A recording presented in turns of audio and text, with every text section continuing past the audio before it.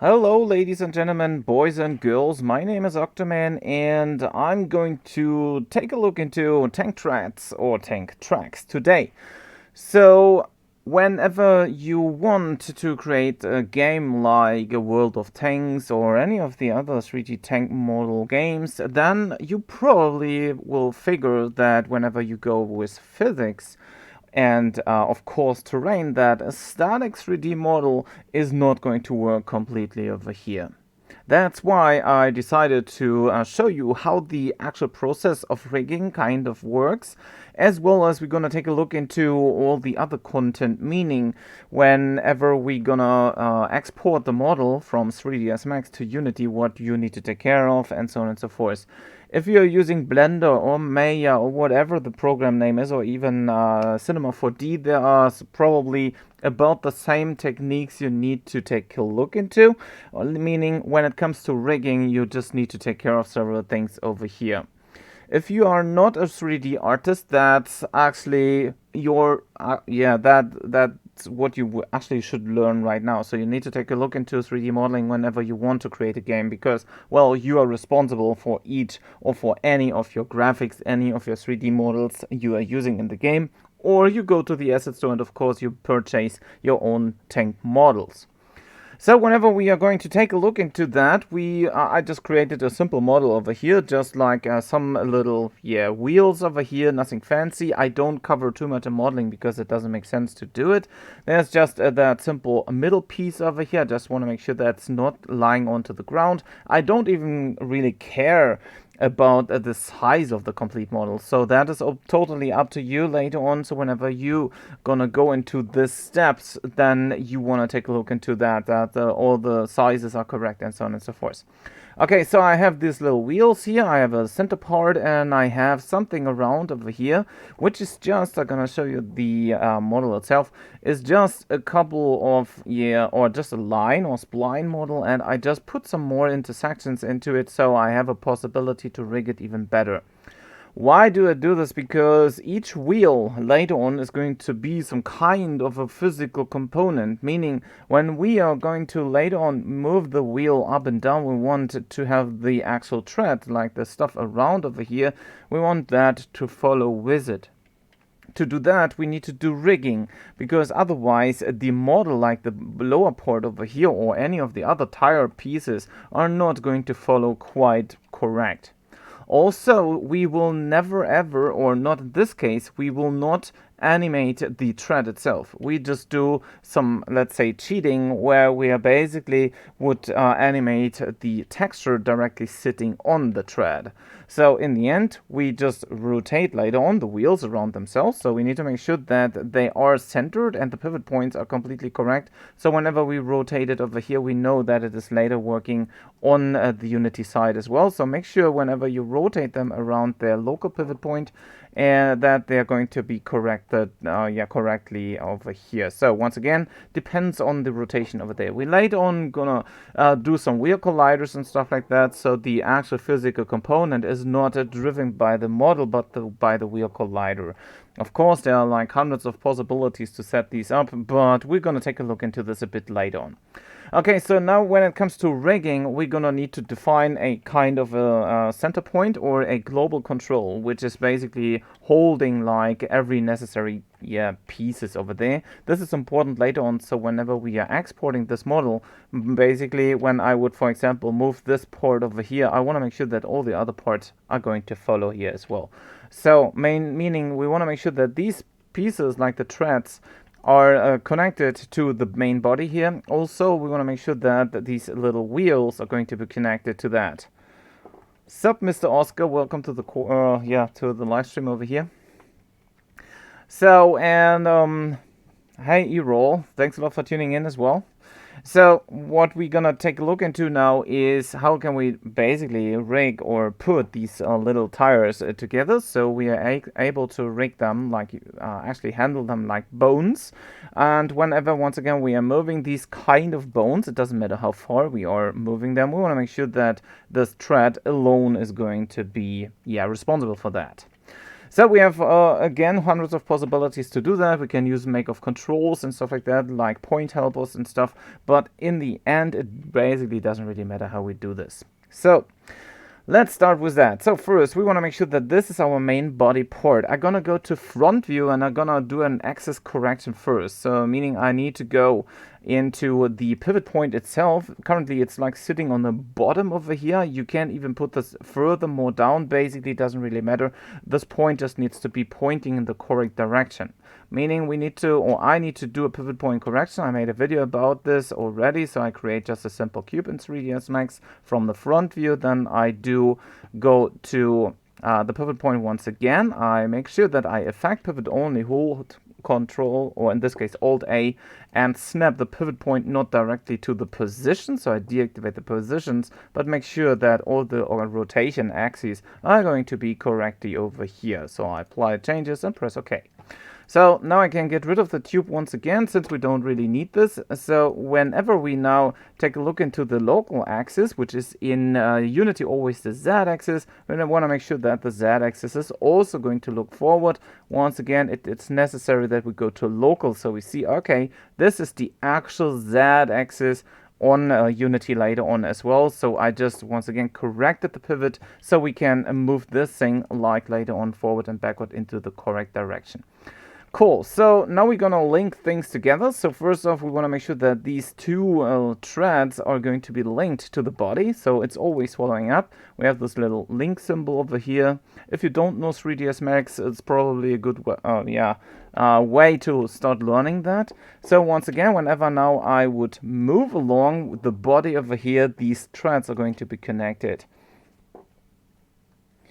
Yeah, I use 3ds Max, and e-roll, that is once again your chance to learn even more content. So don't be, I don't know, discouraged or whatever. So just keep on learning and make your life easier by doing so. So basically, it doesn't really matter what program you want to do over here or want to make use of. Just use the ones you like to work with. So, and what we want to do is, of course, we want to make sure that the tires or the wheels are going to be connected to the body here as well, because, well, that's necessary to follow the body over here. So just think about it. There would be an axis through the complete body over here. We want to, once again, link them at first over here. So what we now got is this possibility to move the body itself, so every content, like everything, is going to follow, and the same is going to happen later on also directly in Unity. So when this is completely set it up, we can now start to move these tires and make sure that they are going to be rigged to the actual thread. Once again, when you go with a naming convention over here, you probably have an easier life to find stuff easier. Something like, okay, all these tires are going to be the, I believe, right tires. Yep. So what you can do is you can use renaming tools, for example. So I'm gonna rename them and do something like tire. And then I'm gonna put a prefix or a suffix. Basically, it doesn't really matter. I'm gonna do something like R underscore, and I wanna number them. So when I rename them, I'm gonna have a tire R underscore and then 0, 1, 2, 3, 4, 5. So, and I'm gonna do the same, of course, for the other tires, or wheels. Once again, you can name that whatever you like. For me, it's just important that I know what are the left and the right tires. In rigging, it's always important to know what is what.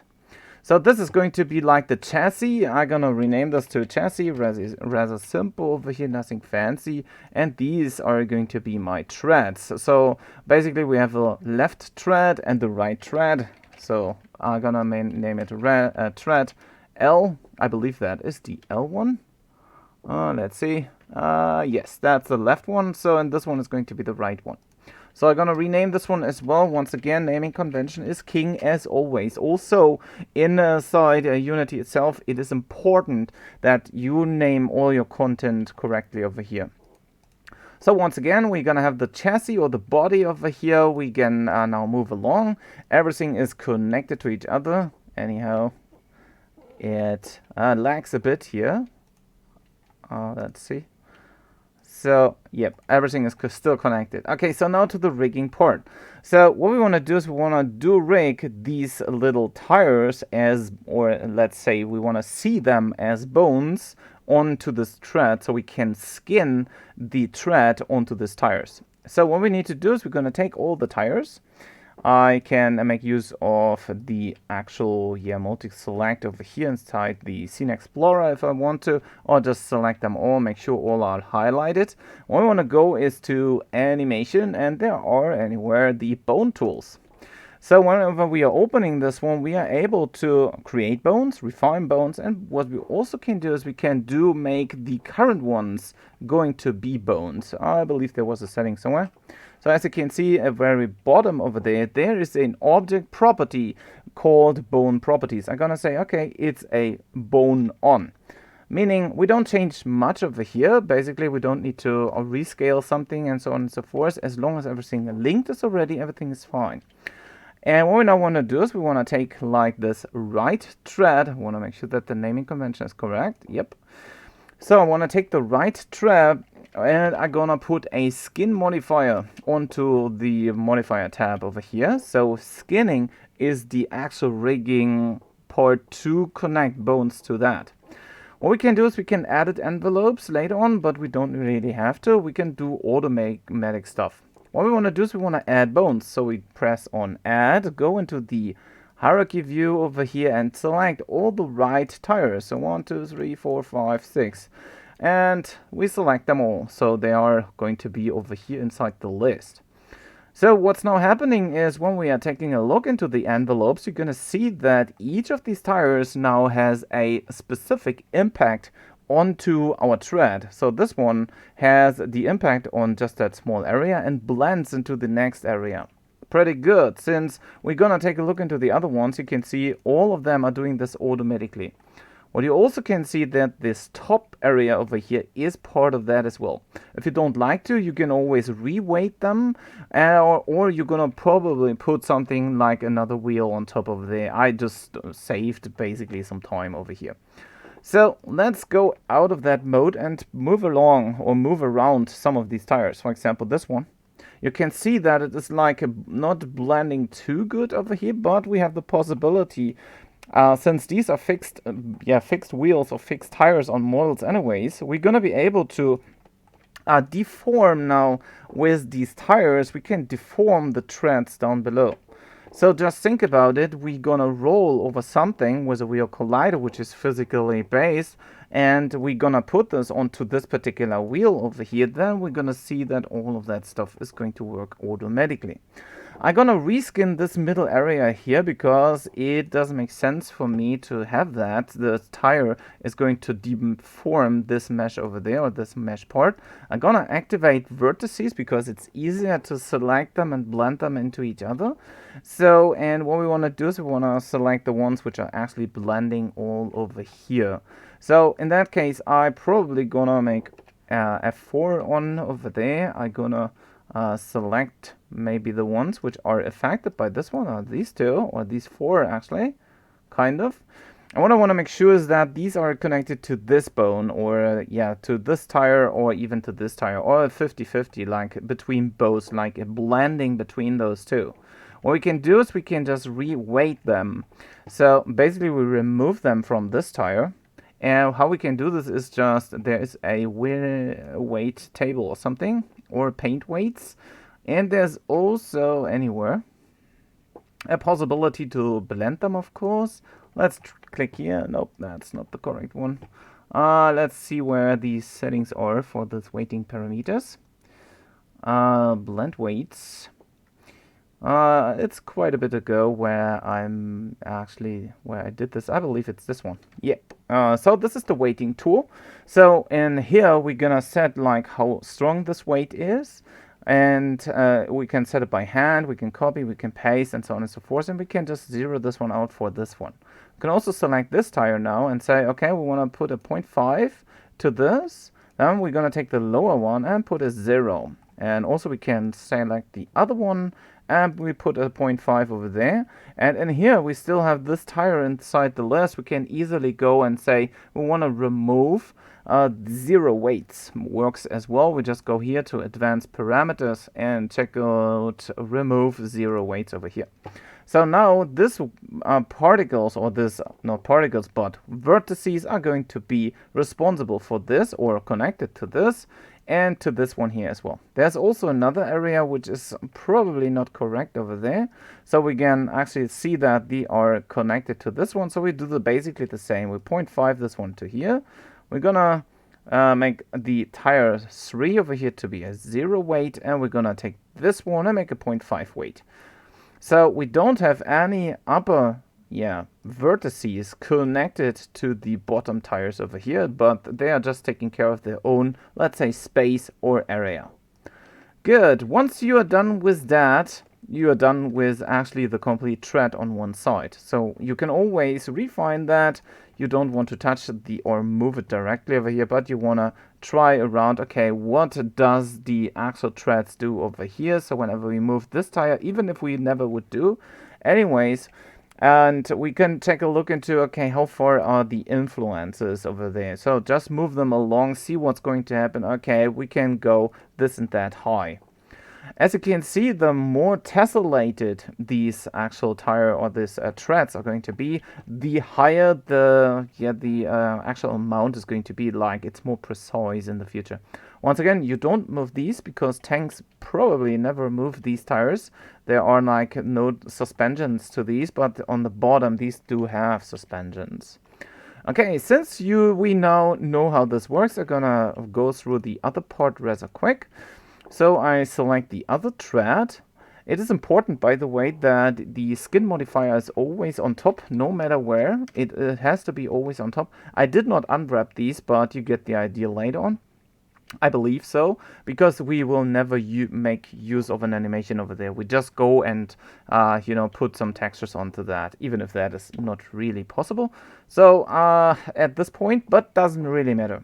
So we're gonna add all the bones for the left tread now. So that's why naming convention is king, by the way. You can easily see, okay, these are all left tires or left wheels, whatever. We can simply select them. We go to edit vertices, take a look into that vertices over here. You can see, okay, these are now overwhelming that area. We go to the weight tool, reduce the one, or put this one here to be 0.5, the bottom one to be 0, the left one to be 0.5, and we can do the same over here. We can instantly take them from here, make them 0.5. We can also select the tires over there, zero them out here, and make this one 0.5 as well. Once again, we can always go in, remove 0 weights, and check all out once again. Make sure that everything is 100% correct. There are no problems overall, and that's it. So we now can take a look into if everything works as it should. So once again, if you go and have multiple or more tires in the end, no problem overall. So as you can see, these ones are now driving the treads automatically over here. And now we can export it. And the rigging part for treads is basically done. Once again, you can be super precise with that. You can make a higher density mesh over there just to make sure that everything works completely correct. So what I do is to actually get this content or the complete part out of here. I just select everything. I need to make sure that, once again, this little part, like this one, the chassis itself is going to be the main part, the main body part. And its pivot point is somewhere in the bottom and is located correctly, once again, with the Z-axis looking forward. So I select everything and go to File, Export, and then I go into the export phase. I'm going to do this off screen pretty quick.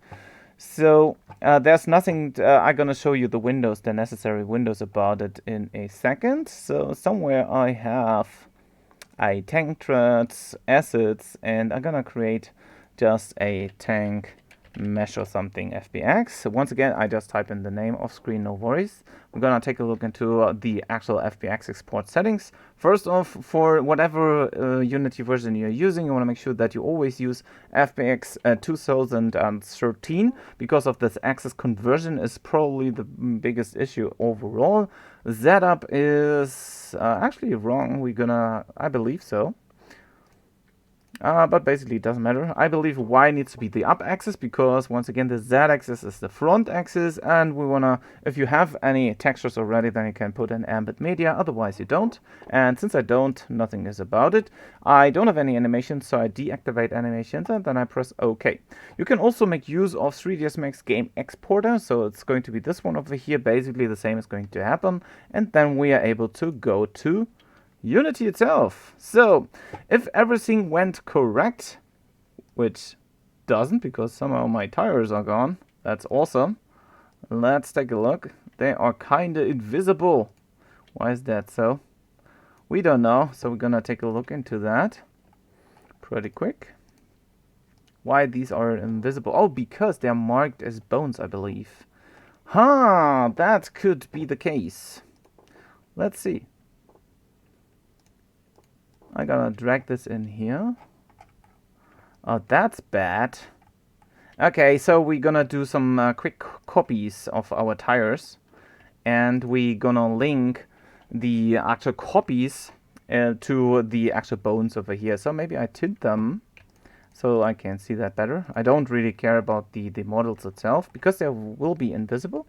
I'm gonna hit Control V, make a copy. So, and I'm gonna tint these something like, I don't know, it's just for here, just internally for that.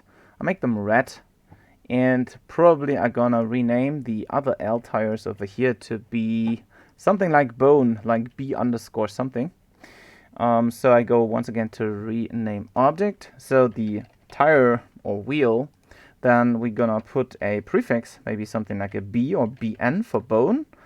Then an underscore, and we're gonna have a suffix for being underscore L or just L, and we want to make them numbered like this. Anyhow, the prefix didn't came along, so I'm gonna put it again.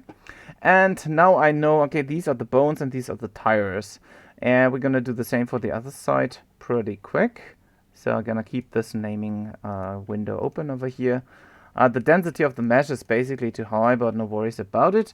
So once again, Unity does not see bones, so it makes it automatically invisible. That's why we need to duplicate this. So Control V for making a copy, and I gonna tint all of them also red or any other major color over here so I can see them better.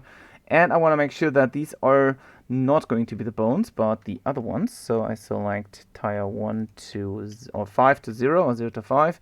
Make sure that these are suffixed with a underscore R. Rename them. So let's see, tire RL over here. This one is going to be a red one. That's good. So now what we want to do is we want to link them pretty quick together so we don't have any issues, and we're gonna see the everything over here. So we need to link now these tires to the body again. So let's see if that works. So we're gonna take these, like the old tires are. These ones should be linked already. If you don't know if they are linked or not, there is a schematic view somewhere. So we go to Graphic Editors, New Schematic View. And so we see that everything is linked to the actual chassis. That's good. And now we want to make sure that these bones, well, no, not the bones, but the tires. Oh, let's see how that works. Maybe we need to reskin that. Well, that's happening in live streams, so I guess. Let's see, how can we link them? Maybe we're gonna make use of this schematic view pretty quick. It's probably easier, so gonna take this. And let's see. So we have the link possibilities over here. So we have like, yeah, naming conventions really king, as you can see. So we have a thread, and let's see. So this is the bone tire 5, and the object below is, I don't know, Which one is it? Maybe I should rename them by the correct order here as well, so I don't have a problem with them. Pretty quick. So tools.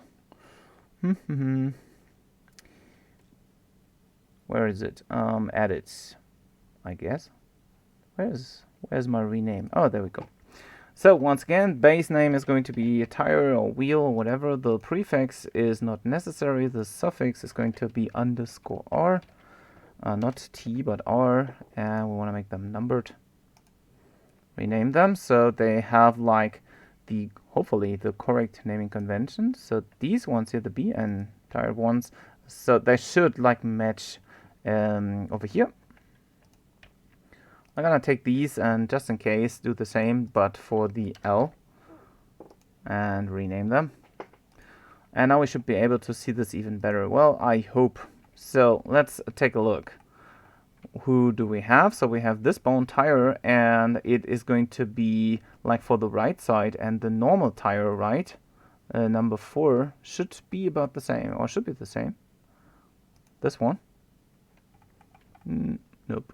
Not really, because it's the left one. And where's the other tire? Okay, it's not easy now to handle this, so let's take a look. I will find out how this works. Maybe I'm gonna do it a bit different. Maybe I drag them just a small bit away over here, so we can have access to the backside over there. So whenever we move the bone, we want to make sure that we have these tires following, or we're gonna take the actual tires and make the bones follow the tires. Probably that's a bit easier over here in handling. So I would try that. So I take these. Let's see if I can just link the bone tire like by using the link tool to this one. And when I would now move the red tire downwards, there's some rotation going on. So I'm gonna make use of the view and say, oh yeah, that's good.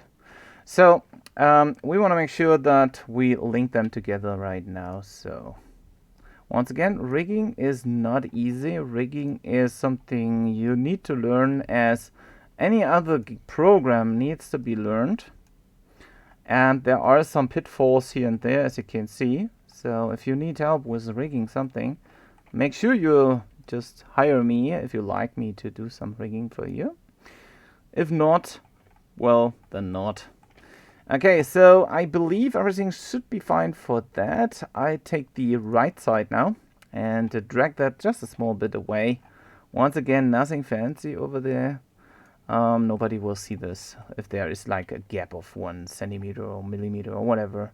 So I'm gonna take this bone now and link this to that tire, and do this for the other ones as well, so we can re-export the complete project, or in this case the actual tank tread. Also in the schematic view you can see that everything will be resorted, and you can see that even with the good naming convention, or my naming convention did not work quite well over there. That's why I couldn't find the correct tires. So naming conventions should be taken really serious over here to save time over there. Okay, so I guess I have everything. Before you export, make sure everything works once again. So we want to make sure that we are able to move the red, the ones over here, that whenever we move them, everything is going to work 100% correct. Looks good so far. I'm gonna take everything and move it along. So it is important that we check this out. I believe I had the big one. Right clicking in 3ds Max is going to undo the last step you have done. So keep that in mind.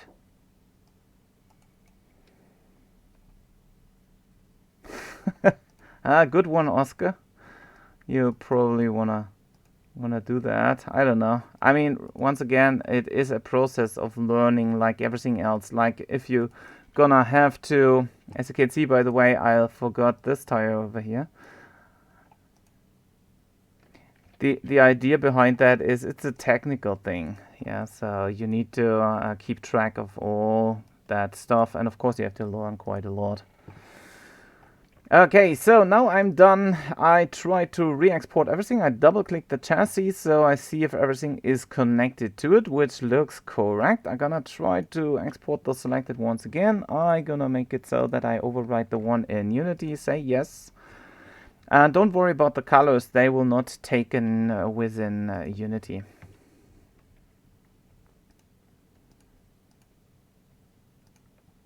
Ah, yeah, there's one more thing we forgot. We need to make sure that the red tires are not treated as bones anymore. So basically, let's see if we can do it this way. Yep, that looks good. So we need to go back to the animation tools or animation bone tools and make sure that bone is off over here. So Unity understands what we have done over there, and the bone tools are set it up correct. We're gonna re-export. Once again, that's a learning phase. You need to learn all of that on your own. There is like no shortcut except you give others the actual process or the actual work with that. There we go. Hi Sean, thanks a lot for tuning in. Yeah, I'm sorry, it's not kind of flawless. Yeah, because things take time and things need to. Yeah, we need to take a look into this, and sometimes there are pitfalls to run in a side over here.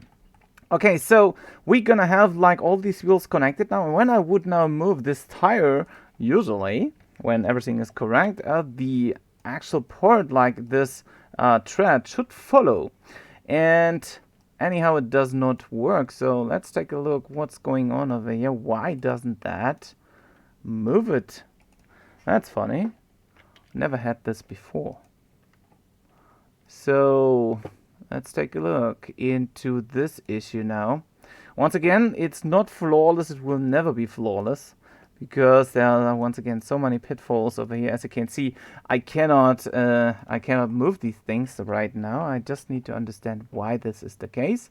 And let's take a look into the asset itself, into the rig, and as you can see, there's no animation type set, meaning we're gonna go usually for generic or legacy. I believe generic should be fine. I'm gonna apply this, and whenever we do this, I'm gonna try again. No, nothing works. Let's take a look into the bone itself. Nothing works here as well. So as you can see, flawless, well, not really. Let's try legacy. And maybe we need to just define the correct route over there. And that's funny. Yeah, I never had stuff like that. So let's take a look. There are no animations, there are no constraints since we didn't put any. And let's see. I don't know. Create from this model, copy avatar route. Maybe we need to select a route. Where's our chassis? There's no chassis over there. Skin weights, standard for bones. Optimize game objects. That's a good one. Let's take a look. Copy from avatar. No, we don't. Actually, I have no idea where my chassis is. Why does my chassis has no idea about that? Let's take a look. So when we would move around the chassis, everything would work as it should. But the tires should take the rig with it. So what's the problem? If you get any ideas, guys, then let me know. Store an original route. Store en route. Store en route. I don't know. I don't know. Let's take a look into this one. Nope. We tested that, I guess. So what is the problem over here? There is an animation clip onto this. Why ever? Because actually we didn't even had any animations on them. We just wanted to have an animator controller later on. Even that is not necessary for that part. Just for rotating the, not even for the wheels actually. So let's take a look. Why do we have this rig not working? It's not a humanoid. We create this. We have no root node. Why don't we have any root node over there? Why can't we just pick the chassis over here? Because the chassis is basically the actual, the root of everything. Well, it should. If not, we're gonna do a root node object for that and put this above over there, and then we can probably take it. Once again, that's about rigging. Maybe there's something I need to put in over here, but I guess not. Nope. Nothing over there. Optimizing the mesh, not really necessary. Well, that's funny, isn't it?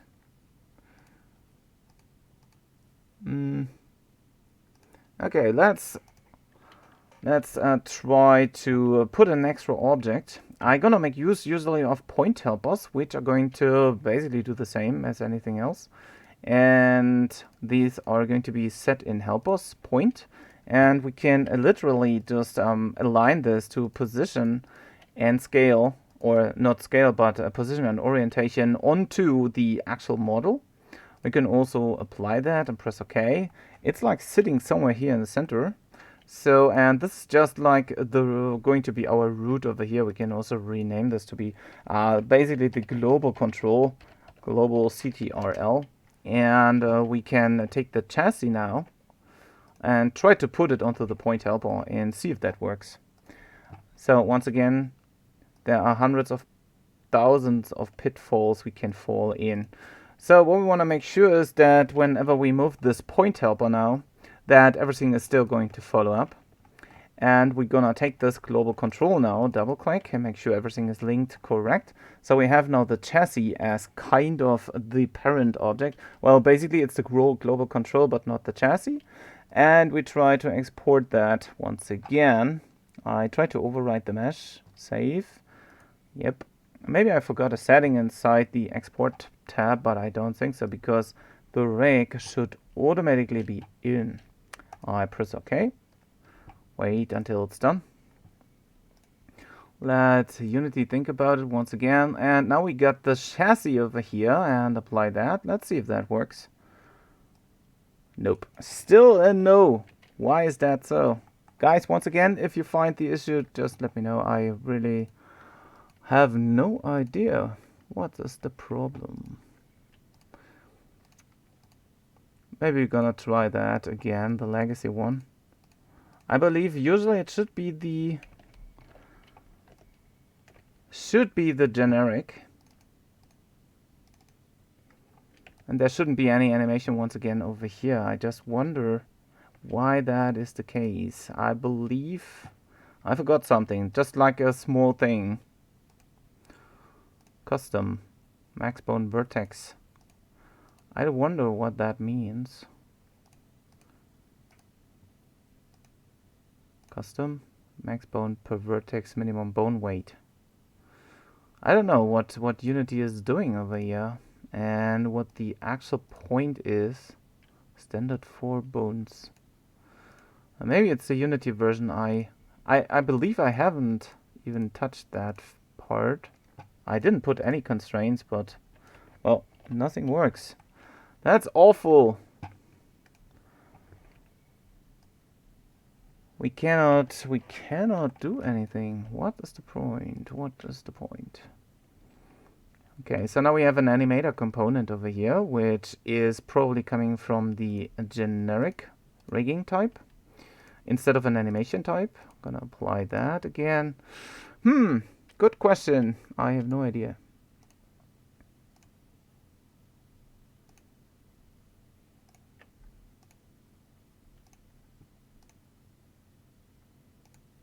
Extra transforms to bones.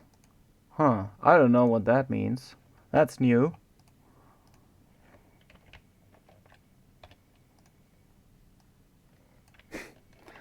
Yeah, so funny that this does not work as it's supposed to, or should be.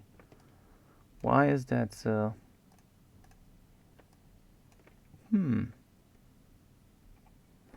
Let's take a look into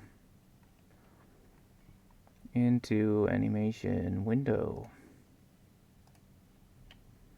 Editing and playback of animation optimized game objects hierarchy is not supported. That's awesome. So we cannot do this. Okay, so anyhow, it seems that the Unity 2K19 has a problem with that anyhow. With like this skinned mesh render or skinned meshes. Oh, maybe I did forget to export skinning? No, I don't think so. Let's see. Take a look. Let's take a look. Oh no, that was the wrong one. Try again. Export selected. Did I forget to implement skin? And deforming dummies? Let's see. Smoothing groups, splitting, get IK. I wonder where that is. Convert deforming dummies to bones. That's strange, as I can tell. So that should work, but it doesn't. So we don't have any cat characters. Ambit media. Nope. All of that should be correct.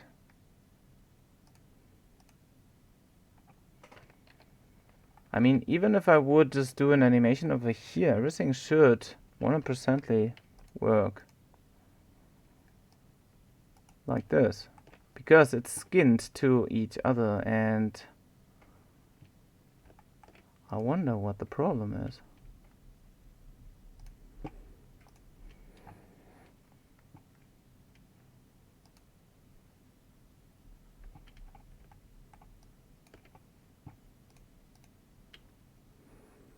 That's so funny.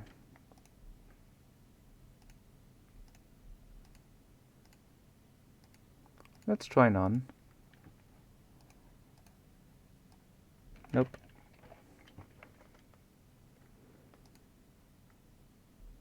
Maybe there's something connected to apply root motion, but I don't think so, because the root motion has nothing to do with that, usually.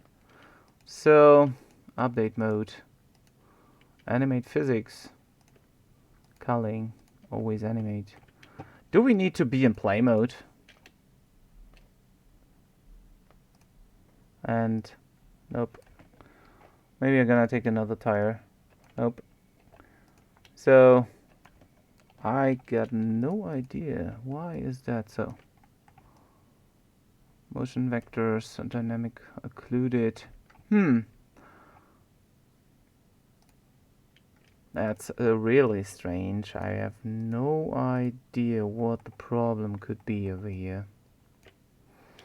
I'm gonna do a quick Google check because, well, you know,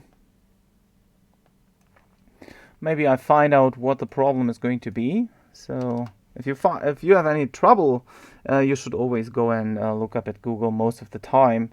The rigging or the skinning doesn't work or whatever. So probably you make some mistakes. Or you forget something, or maybe my bones are not treated correctly as bones. So, and let's see, Unity 2019, I'm gonna take a look into it. Unity 2019 skinning not working. Let's see what's going on.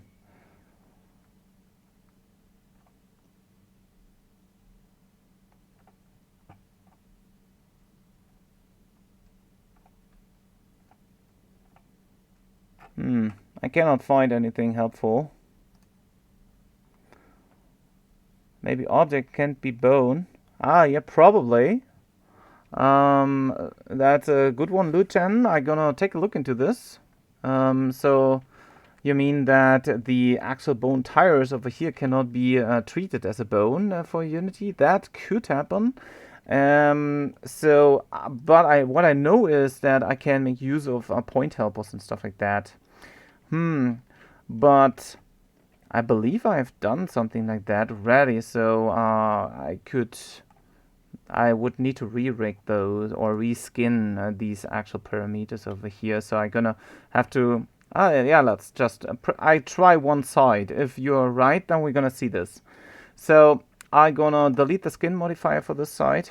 once again, it will never be perfect and stuff like that. I get rid of the actual bone tires over here. That would be kind of strange if Unity has a problem with that. I believe in the past there wasn't any issue with this. So what I would do is what I do now or did now is I got rid of all the bone tires.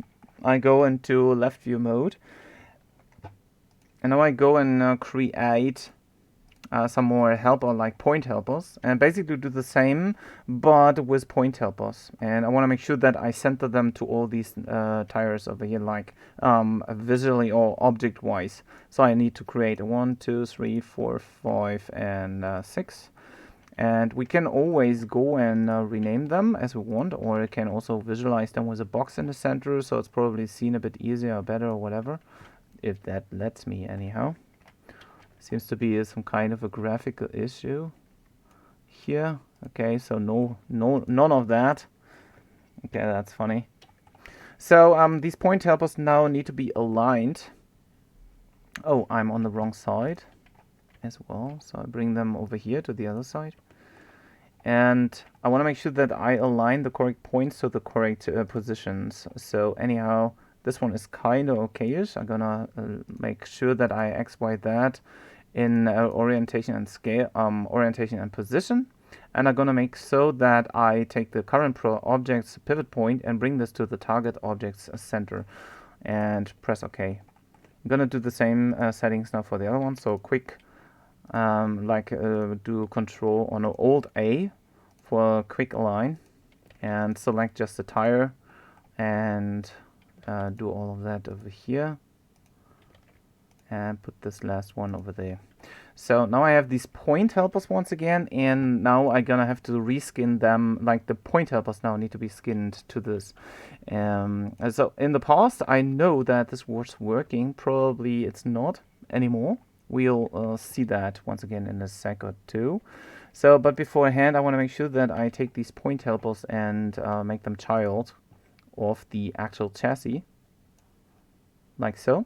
So they are like connected to that. Also, we can already link these tires to the point helpers. Well, we should. So we just make a select and link. So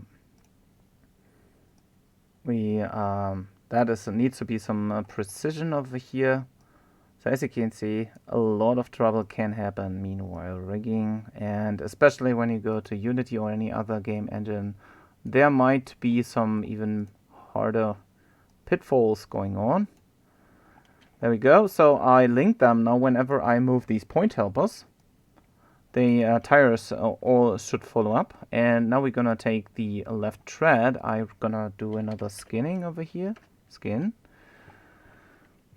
And now I should be able to skin these point helpers to the actual object once again, like this. Gonna go to edit envelopes, and you can see the problems or the actual impacts are going to be kind of the same. So we're gonna take a look over here. Maybe we're gonna do a bit of a reskinning in the end, but for now, for the issues we're gonna have over here, we want to make sure that we at first see if that stuff is going to work or not. But in that case, we are driving the objects by the actual point helper.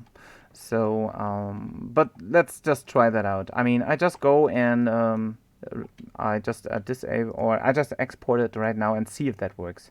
So we don't need to or don't do too much inside over here. I'm gonna override like everything, gonna say okay, and let's see what Unity is going to do over there. It's going to create all of that. Oh, probably it does everything already, but it didn't put it into the tank mesh in our scene. Did you? Oh my good.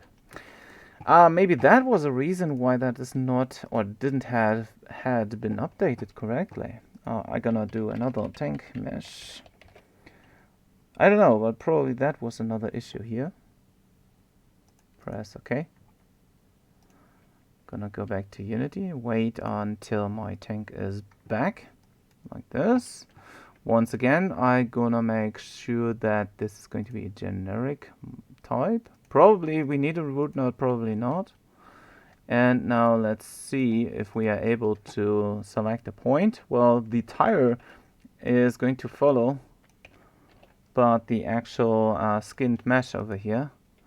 And this one here should be a skinned mesh renderer, I guess, and not just a mesh renderer. So that's another strange thing here. So the tire works because it's just linked to it. But this one here should be a skinned mesh renderer. Is there a possibility to put a skinned mesh renderer directly as this on it? And when is that so? Why is it not going to be like automatically happening?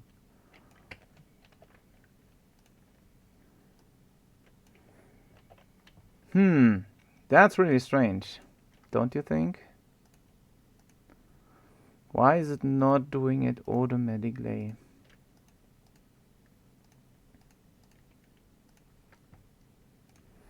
Like to treat the threads as skinned mesh renderers.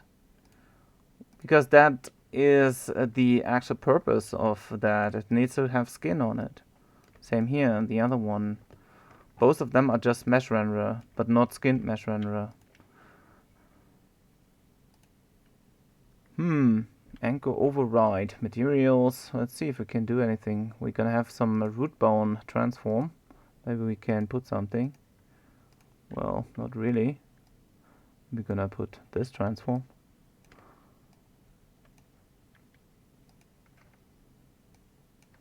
I just move some things around and see if there's any reaction to it. So same for this one here. I'm gonna just play around with it and see why the hell is there no transform, no root bone, no nothing going to drive this actual stuff. So nope, doesn't work. I don't know. That is awesome. What did they have done there? I have no idea. Maybe we're gonna try a newer version instead of using FBX 2K13. Probably I'm gonna make use of 2K18, I don't know, and see if that works. Export selected. Once again, this should be skinned, and the skinned mesh should gonna name this 2K18 tank or something, so we have something to take a look into. Maybe the FBX version is too old. I don't really think so, because it worked before as well. And if that doesn't work as well, I'm gonna try out probably another Unity version over here. So, because that really doesn't make sense. I know you guys are completely sad about it, but as I said, that can happen over here. Nope. Not even the FBX version. So once again, there's no way to handle these threads. These threads need to be skinned mesh renderers. And I really wonder why that is not as it should. Maybe I try the game exporter. Maybe that works a bit better. I don't know. So we're gonna enable skinning in here. Maybe that makes any sense. And we're gonna export the selection. I have to choose a directory over here. So I'm gonna take like this tank mesh, or this my actual thing over there. Gonna say I guess I have to go once up and select the assets folder. Choose. Gonna put a name, new tank, and we don't need embed media. Up axis is Y. We don't really need morphs, but probably we're gonna make it online, and we're gonna take the other ones like camera, animation, and light. Gonna keep it as is and press export. Export successful. So let's see. So we have a new tank now here. I'm gonna put a generic one and apply. I delete this tank mesh and bring this new tank. And now let's see if these. Nope, these are still not skinned mesh renderers. I got no idea. That's so stupid. Okay, let me go and what can we do to test this out completely correct? Why is Unity 2K19 so stupid? Or is it me?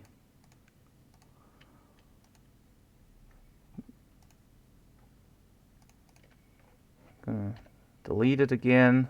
Try again. Put in. Now it is the legacy part. But once again, these threads, these need to be skinned. If they are not skinned, it doesn't make sense. You know, you get the idea, I guess. So, but they are not. Okay, let me Google once again. Skin mesh renderer. Missing. I'm sorry for taking your time over here, but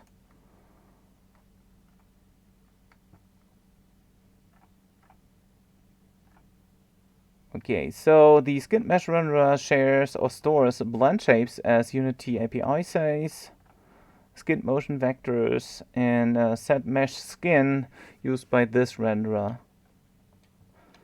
A root bone is the root of the animation if there is any, but there is none. So this technique is useful for characters and other objects whose joints bend, and that's what we do. We actually bend the joint, or we're gonna make use of the vertices bending, and opposed to machines would join them over hinges. Okay, so what's the point? Why is that thing over here? Why is that not a skin mesh renderer? I'm gonna try out something else.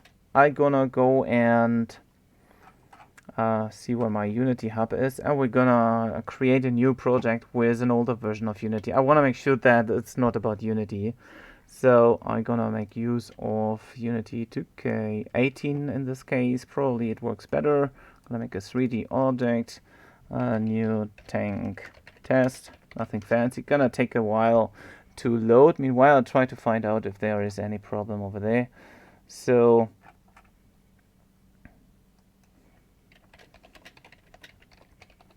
maybe we'll find or I find a reason why that is the case.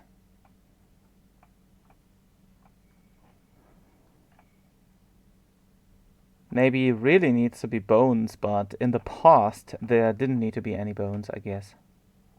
Well, at least not for just moving things up and down or rigging them to each other. So on Unity side, let's see.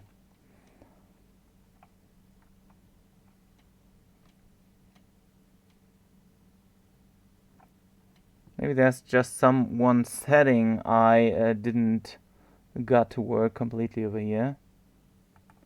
Or the FBX exporter is kind of wrong. But I don't think so.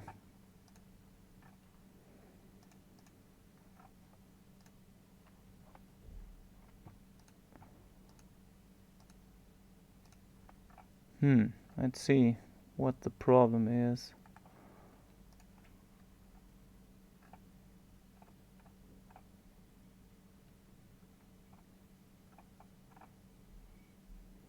Bones are an invisible object inside the skinned mesh that affects the way the mesh is deformed. So usually the actual tiles should be also able to blend or actually move or do whatever necessary.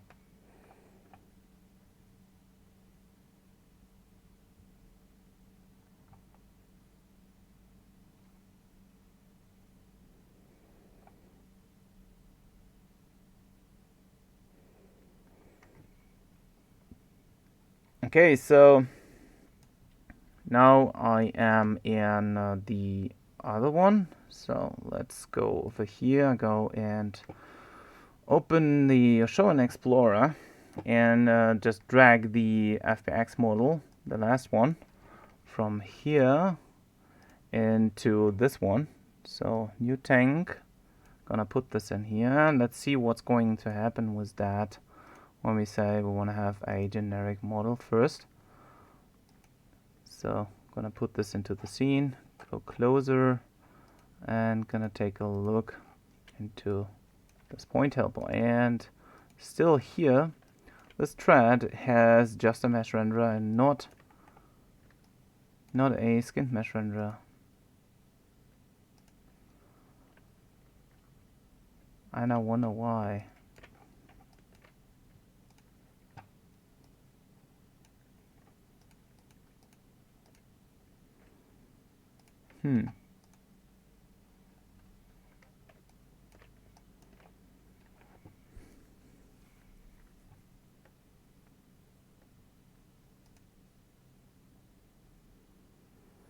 What is the problem of that model here? So let's not import any animations. Apply that. We don't care about this. We want to have a generic model. We want to create an avatar definition, and we can, if we need to, apply the chassis and try to bring it in again. Nope, it just doesn't make sense. Absolutely no sense over here.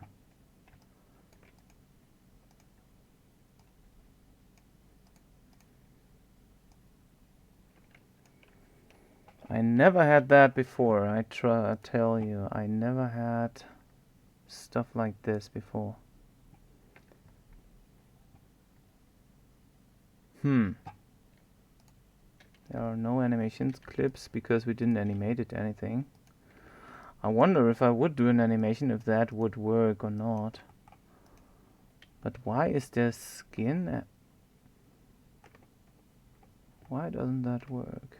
What is the problem here?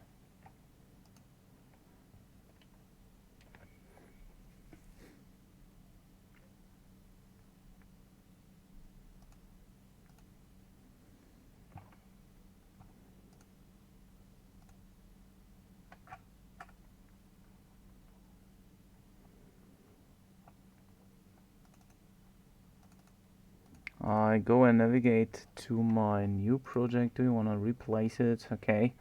So let's see, what is the problem? Oh, I guess that is the problem. This bottom part, like deformations for skin and morph, that was the initial problem for the first one. So that's why it probably didn't work over there. But in the game exporter, I activated that part, so that would be insane. This is 2K19. This is 2K18. Let's update this. And I just throw it away just in case and see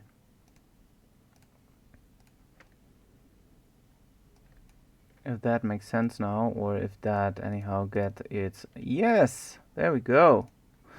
Okay, my fault, I guess. My fault, I guess. So now it is treated as a skin mesh renderer. Wow. So we now should be able... No, we are still not able to move this along. Why the heck is that happening? Because of the point? Ah, there you go. Okay, so it was an exporting issue. Whoa, what the heck is going on? So, and the game exporter didn't even yet took care of that. So it's not a Unity thing, it's like about me, I guess. So the point helper now are driving the actual bone over here, or the actual tires, and the threads, of course. So finally we can go forward. So once again, if you're in Unity 2K18, no problems overall. Should also now work in Unity 2K19. So I get rid of that. I don't save, so I don't have like too much Unity versions online over here. I'm gonna delete just the old ones over there. I pretty quickly go and navigate into the folder, and well, I hope, and take the one from the other project. So the one I just exported, and then I probably also can see if my other rigging side is working as well. So I can actually tell you if the both sides are now working or not. So I'm gonna get rid of this one just in case. I'm gonna set this all to generic, bring this in here, see if these are now skin mesh renderers. Oh, I clicked too often. There we go. So this is now an automatic skin mesh renderer, and when we take this tire here, this one is a it is a tire where like no other stuff is going to be connected to. But this tire now should be able to move the tread. Also, there might be a problem with that. As you can see, I cannot rotate this tire. But on this one, with the point helper, we can rotate the tire. And we can move the actual point helper being our, let's say, bone. So this is the better version, like with the point helpers on the tires, because the other one is now not working anymore. So yeah, I'm gonna go and pretty quick fix the other ones, so like that they have the point helpers on the other side, and we can go finally forward to get everything moving over there. So I get rid of the skin mesh renderer or the skin modifier over here. I also get rid of all the bone tires, like the ones where we have linked the other ones to before, because that doesn't make sense. I mean, probably it would, but not the way it should, I guess. Let's see. That's like... Yeah, the bones are going to be driving that, but since we link them vice versa, that doesn't make sense. So I go with the other idea, so like linking the bones to, or in this case, the point helpers, and bring them over here to the center of them pretty quick. So I go to the left side once again, I guess. Gonna make FR or F3 to see through. Gonna go to the creation tab, helpers point. And I'm gonna create pretty quick those point helpers here for this side. Once again, usually naming convention is king, but it looks to be on the correct side over there.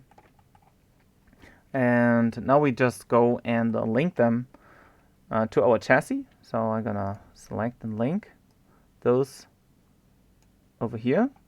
So, and now we're gonna make sure that we align them pretty quick. So we say quick align, Alt A, go from pivot to center by rotation and position.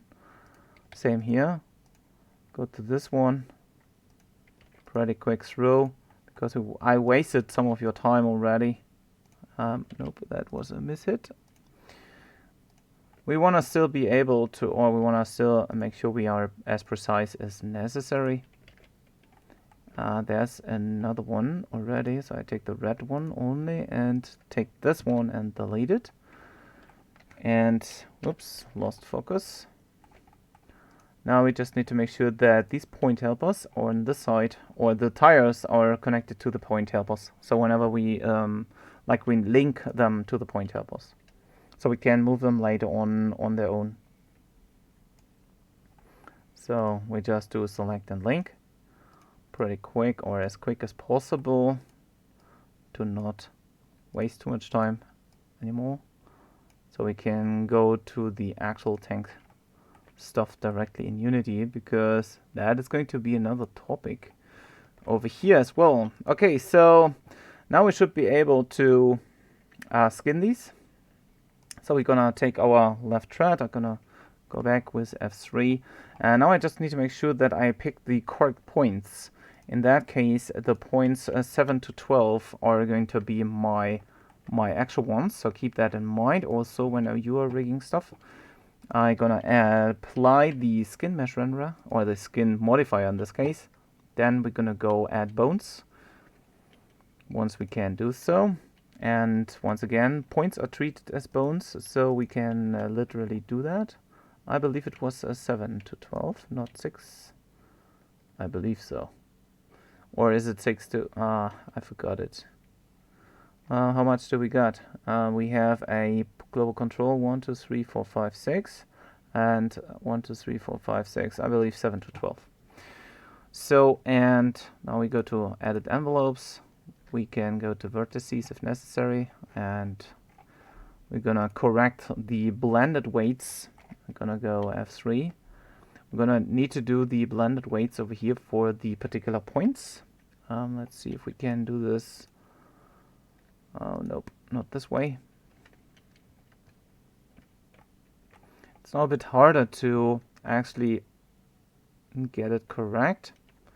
So edit envelopes, because we just have these super small connectors over here, which we can just sometimes collect or connect to. So it's a bit harder to get it done correct. So what we want to do is once again we go to edit envelopes, and then I select them just from the list over here and see where I have to correct the actual weights, like this ones. So I go and select the vertices, like the ones which are over there. I'm gonna make sure that I select the first one, probably it's number 7, and make once again this one to be 0.5, this one to be 0. And as you can see, there are also the other ones connected to that. So we basically go once again to 0.7 over there and make 0.5, so half of the impact. Then I go to number 9, reduce to 0 at the very first. And let's see where the center is. So this one is the actual center. So probably we're gonna put these two here like to 2.5 to this wheel. Once again, that's a decision you have to do on your own. Anyways, so I'm gonna take these points and make them now connection to that by 0.5. Go back to the number 10 over here, zero this one out, and now I want to make sure that maybe the center 3 point, like this is 12 points are going to be connected to both of these like 50%. So and how do we do this? We just select the one we want to have like 50% to. So we can take this one. And we should be able to take the number 7 and put a 0.5 here as well. But 0.10 should be zeroed out. Once again, you can also select them over here.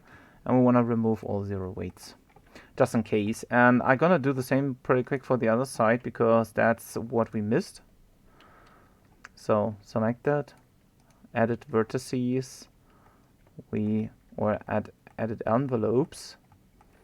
Anyhow, that is, oh, there we go.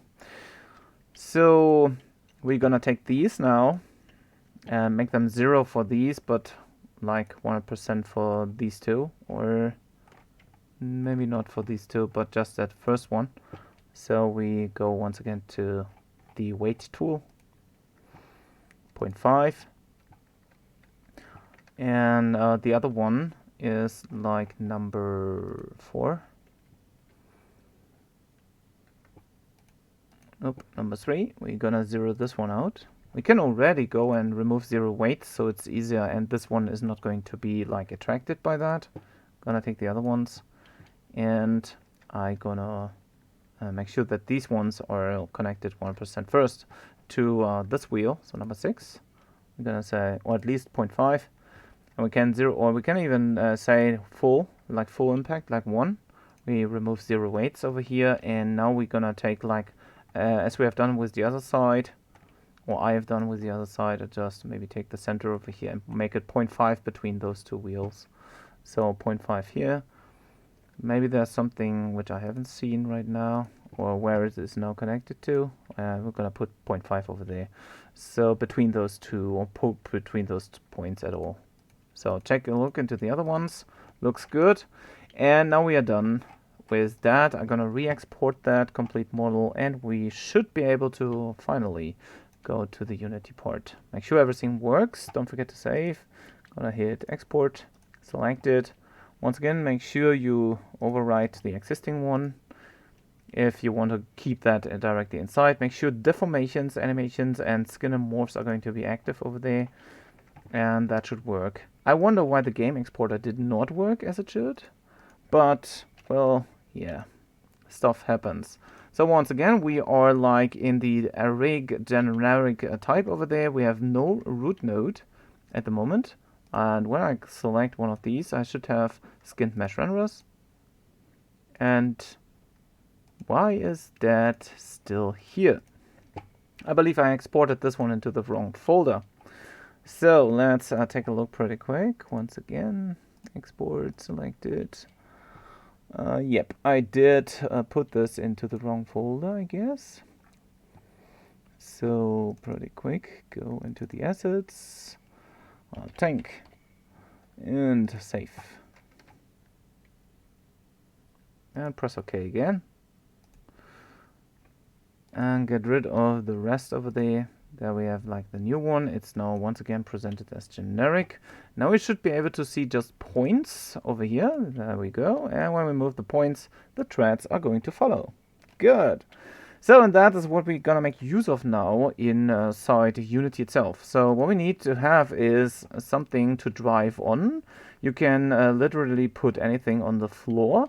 I'm gonna make something like a plane at first, and when we move along we want to make sure that the tires or the wheels are going to follow the surface. So we can do something like a plane. You can make use of terrain if you want to. You can paint on the terrain, but usually terrains are super huge and we need to reduce them like horrendously. So you're gonna see that whenever I'm gonna put a scale like 0.1 over there in all three axes, or in X and Z, it's going to be still like a super huge terrain over there. So for testing purposes that may or may not be interesting, but for me I think it is just too much. So what I do is I create pretty quick a plane. I can increase the plane size if I want to, but what I want to make sure is that I have some obstacles to like walk or move over here. So we get the idea about the threads working completely correct by using once again these wheel colliders and stuff. There's going to be some fancy setup with that, but in the end it will turn out hopefully quite good, and hopefully we don't have too much pitfalls anymore. So what I do is I prepare something where we can drive on or over, so we get the actual impact on that. I'm gonna bring this down over here. Make sure box collider or any collider is done or is here. I hit Control D, so I duplicate just a multiple amount over there, so we can test this out quite easily. So not by just moving around it or over it, but also like we're gonna be able to let it fall down with a rigid body component.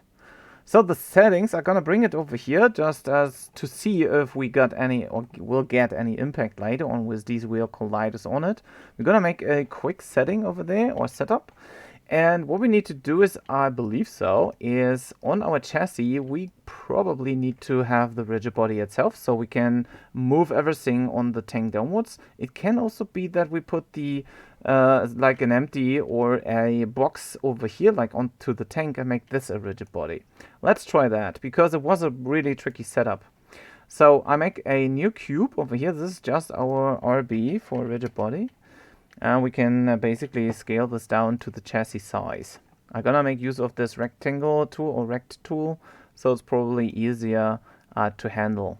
Later on we can just make this one invisible. We don't really need this, but we need this to measure how far we can actually drop our object, I guess. So if I'm wrong over here, you can always go into this. Probably we can make use of the chassis alone or directly, but in the past there have been some problems being over there. So what we want is a rigid body component. So when I press play, I want to make sure that this thing is going to fall down. And as you can see, only the box falls down, but it does not take our actual tank with it. So, and that's not a good one. So probably the settings have been changed a bit. So I make it maybe so that I put the RB object onto the chassis, so the actual prefab is not taken, but maybe the complete tank is dropped down. Nope, it's not. Okay, that's funny. So we're gonna take a look into the rigid body once again in a sec. This prefab handling is so horrible in 2K19. I'll just keep it as is. Okay, so what we need to do is we need to have something like a, as I said, like a rigid body box, and we need to connect like the wheels to it. So maybe I'm gonna undo this pretty quick with the rigid body part over there. So where our where we need to reset like everything to this. So we're gonna try, because I believe we need to rip apart several things here as well. So it doesn't really matter what we do with that. What about, I'm gonna try the, I'm gonna deactivate this one and try to put the rigid body onto this one. The downside is the chassis currently does not have any collision object, so we probably put a box collider or a mesh collider on it. A box collider is a bit easier to handle, but probably not as precise. The mesh collider is going to take some more, let's say, it takes more of CPU time, I guess, and calculation. Okay, so we can fall down now with our actual chassis over here, and usually we should be able to, bring this one with force above it. And as you can see, when I drag it around in play mode, the box is already like driving this part up over here. What we want to achieve is not the box is going to drive the system. We want to make sure that the wheels are going to drive the system. And what we want to do is, what we need to do is we need to put in these wheel colliders now onto our chassis. So I believe we're gonna create new empty game objects, or we're gonna make use of the points directly, if that's possible. So, and this is once again another thing we need to take a look into. Sometimes the stuff just works or not. So I'm gonna create a new wheel collider over here, as you can see, directly on my point where my actual point is going to be. And we can resize it, we can make it big or small. We can also go and give some damping and all this content over here.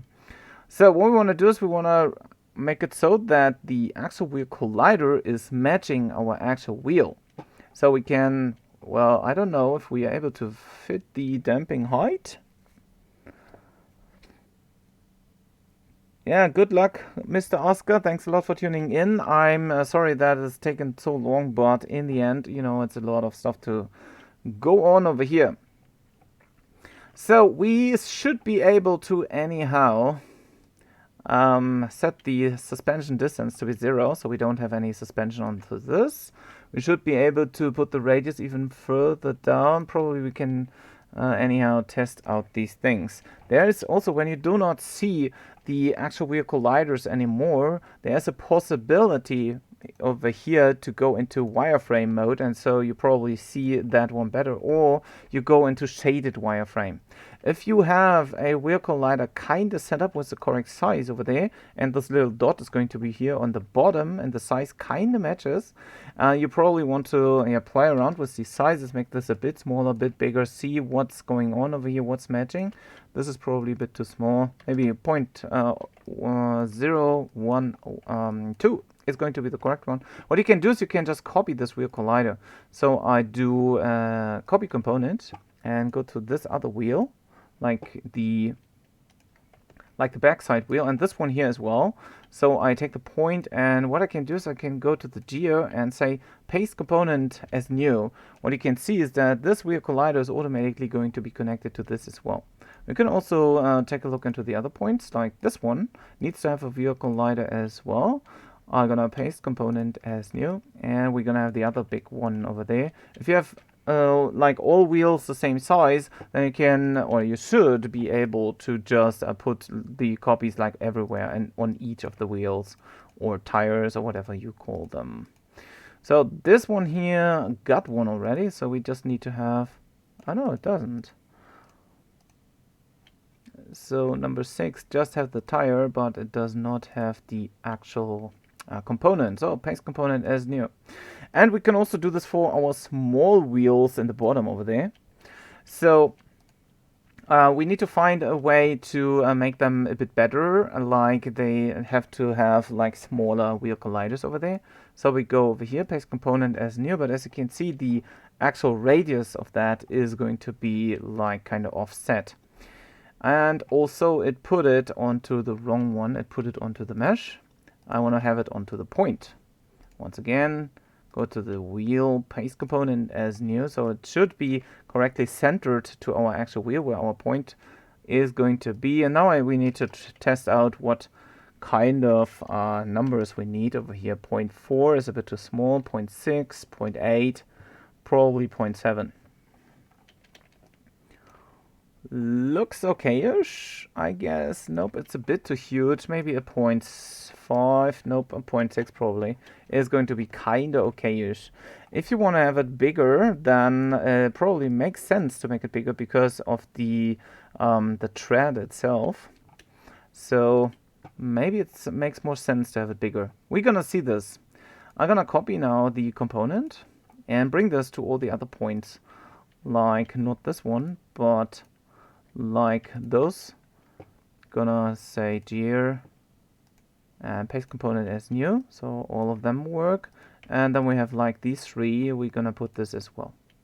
Paste component as new. And now when we would like let our tank fall downwards, it should anyhow react with the wheel collider to this, but there is like no damping involved. As you can see, our wheels are still like colliding with the actual the actual parts over there. Let's see if that are the wheels directly, or if that are or is the box. Probably it's the box itself. So we wanna see if we can put some damping onto the wheel collider themselves. So we're gonna be able to, whenever we later on move them or let them rotate or whatever, steer them, that these are going to actually damp away, as well as have some suspension distance over there. So I don't know what the correct numbers are going to be over here, so we need to actually play around with them a bit. So I'm gonna put like these over here, and maybe we need to link them to link them a bit different. I don't know. We'll see. I'm gonna put a suspension distance of maybe 0.1 or something. Maybe there is something to take a look at. And what you can see now is my tank is flying away heavily. And this is usually done when the mass of our chassis is too small. So let's test out something like a mass of 100 and see what's going on. Okay, so as you can see, the wheel colliders do work, but the suspension rate seems to be a bit too high. So maybe we're gonna take care of that first. Quite some bit. So 0.1 is maybe a bit too huge. Maybe we're gonna put something like 0.02 or something. So just a small one, so it's not like the super suspensioning away from the point. And probably we get an idea behind it or about it. So let's see what's going on over here. So yeah, you can see it's like wobbling around right now. This can happen due through the actual suspension rate over there. So we need to kind of find the correct amount for the suspension damping, or maybe the damping is a bit too small or too huge. So let's see, we're gonna need to have these points. Maybe the wheel damping can be something like smaller, 0.1. Press play and see what's going on.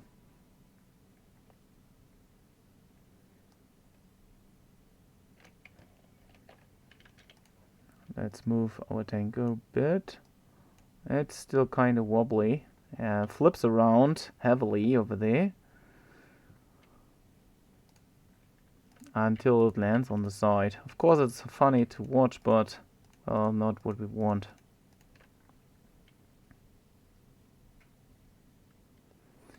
Maybe it was something about the force point, or the spring and the damper are not completely correct over here. I believe there were some specific numbers to take a look into, and to make it actually more optimized in the future. So we can probably do something like just 13,000 over here. Maybe the damper is too much or too small, whatever. So we're gonna once again have to play around with these settings quite a bit. As you can see, spring amount is still quite huge over there, and the actual rigid body over there is like dragging kind of hard. So yeah,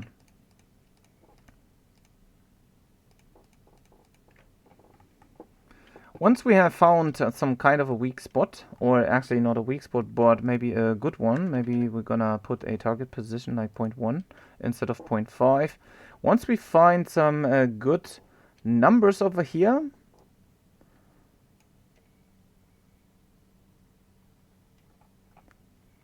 high scale, man. Yeah, I already added some weight to the rigid body itself, Maybe you're right. Maybe we're gonna make 1,000 instead of just 100. Maybe it works better.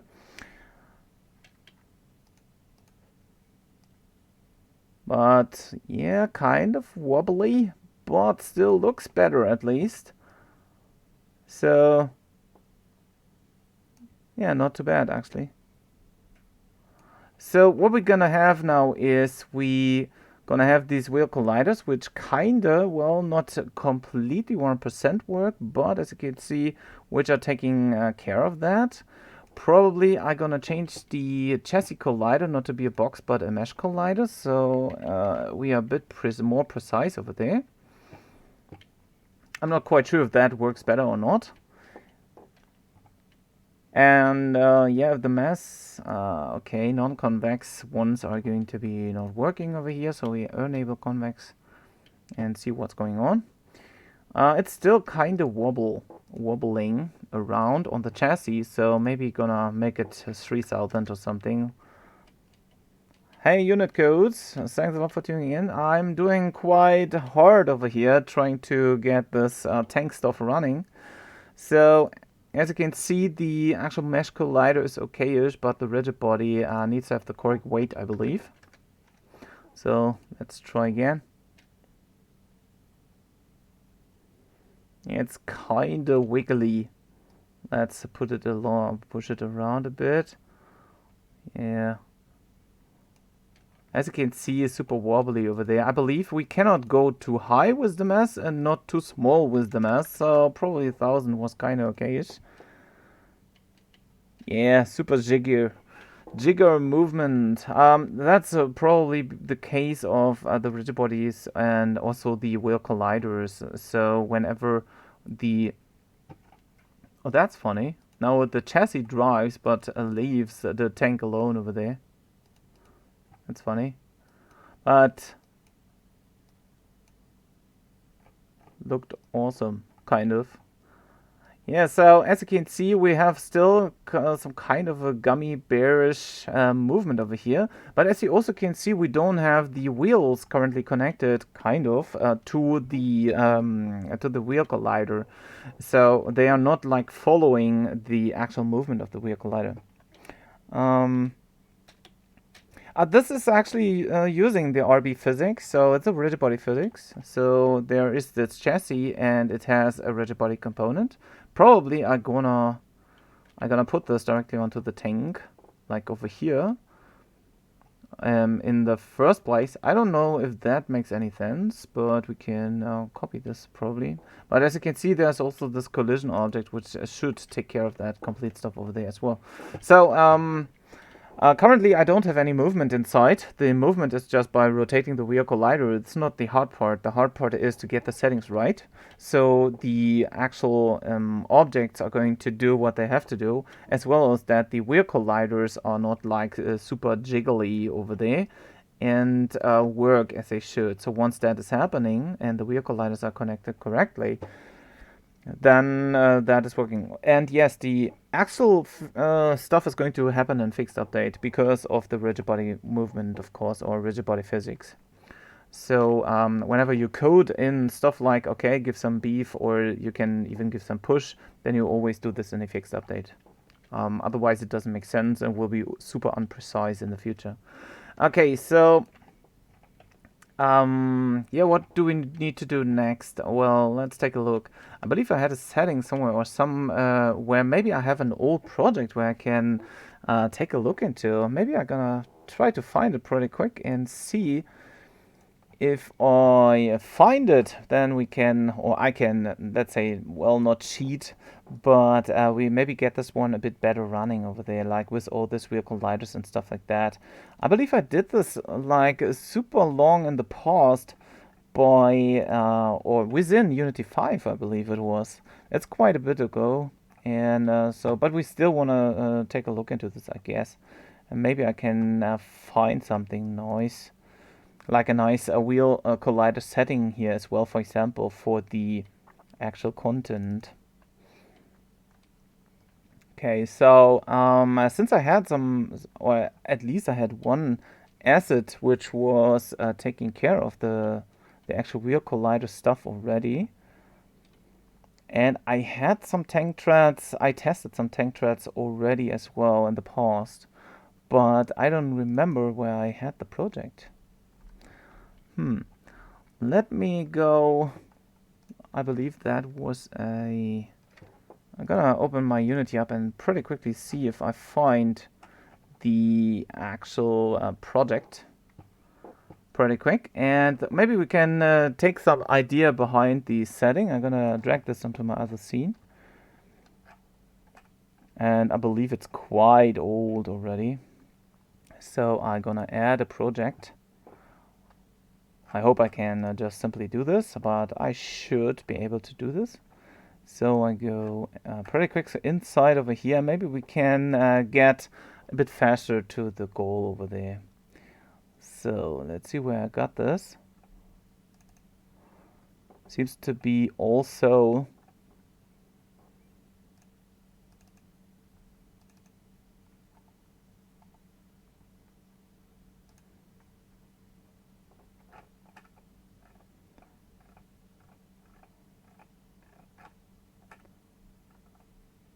okay. I had it. I just lost it again.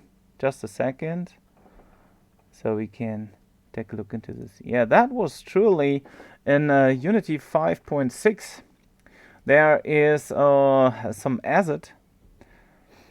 Why don't you go with character controller? Because I believe it's impossible. You know? The character controller is more like for other content, and you cannot steer wheel colliders with that. What is that? I don't know.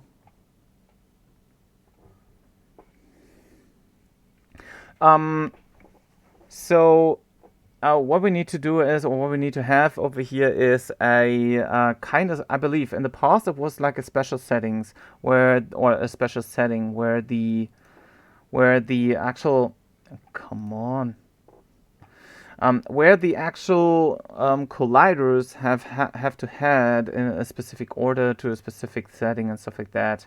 Oh, okay. Why the heck do I need to log in right now? That's ultra stupid, isn't it? Okay, I'm gonna put this on my other screen so I can take a look into this. And take a look into the settings. Okay, so what I can see is the actual the actual rigid body does sit directly on the object over here. So I'm gonna copy this component pretty quick, and I just want to see if there's a difference, and put this over here. Like I put the rigid body onto the main tank object. I'm gonna keep the mesh to 1000 because my other object over here seemed to have like this as well, and the actual truck does have later on, like for the animations and stuff like that, has the other components over there. Okay, so let's take a look into the actual settings, because the wheel colliders are kind of they have their own game objects, as it seems. So they are not directly connected to the corpse, or to the corpus. So, but what I wonder is where the actual box collider is going to be. Oh, I see. The box collider is not on the chassis. It is going to be also over here onto the main truck. So I'm gonna basically copy this one, or gonna take the mesh collider, copy, and bring this over here into the main object. Otherwise the rigid body does not have anything to work with. I'm gonna paste component as new, so the size should be about the same. I'm gonna get rid of these, like remove this, gonna remove that. If you don't like the colliders as they are, then, but as you can see, they're fixed over here pretty good. We're gonna need to do this stuff a bit different. So let's first off take a look into if there's still any wobbling around. Yep, there you go.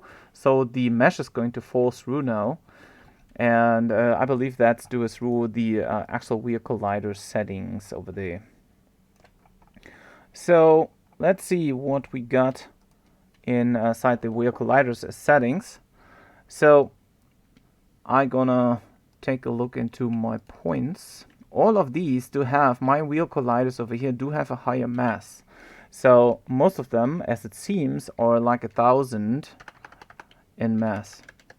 Like they are not so light. Okay, still wobbling and falling through. Awesome. So radius is okay so far. The let's take a look into the small ones first. The radius is okay. The wheel damping over here is 0.25 still. The suspension distance looks like 0.3. I'm not quite sure because maybe it is. I have it so that there are like a different. Whoa, that was insane. That is because of the size of the tires. So probably mine here needs to be 0.01 or something. Nothing too much, I guess. Maybe a bit more, maybe a bit less. Okay, still falls through, kind of. So next one is the spring or the spring itself is 35,000. The damper is this, and the target position over here is going to be set to 0.5. So whatever we changed over there is maybe not good enough for that. Still slips through. The other settings over here are kind of not changed, I suppose, I think. So maybe the tank itself is not heavy enough, or it is too heavy now. Or it is about the settings, but these ones over here are like separated already from the chassis. Maybe we need to separate them completely from the chassis. So let's try that. It's like they're sitting on the... Why can't we just do this? Do we need to create a prefab so I can bring this outside? Children of an instant cannot be deleted or moved. Okay, awesome. Okay, then I guess I create a prefab pretty quick. So I can move stuff along over here. And make this like child of the tank. And go out and just see if that makes anything. Oh, that's bad. But what you can see is that the actual wheel collider are now completely, I believe it is it the wheel collider?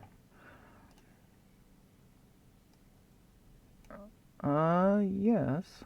These are the wheel colliders. We can even see them rolling along over here. So that is or seems to be correct as it is. There's just one flaw. Is currently it sticks inside the ground, but you can see these are now driven by that. Okay, so I need to go into that and make, or actually do an undo step over here. But it doesn't let me, so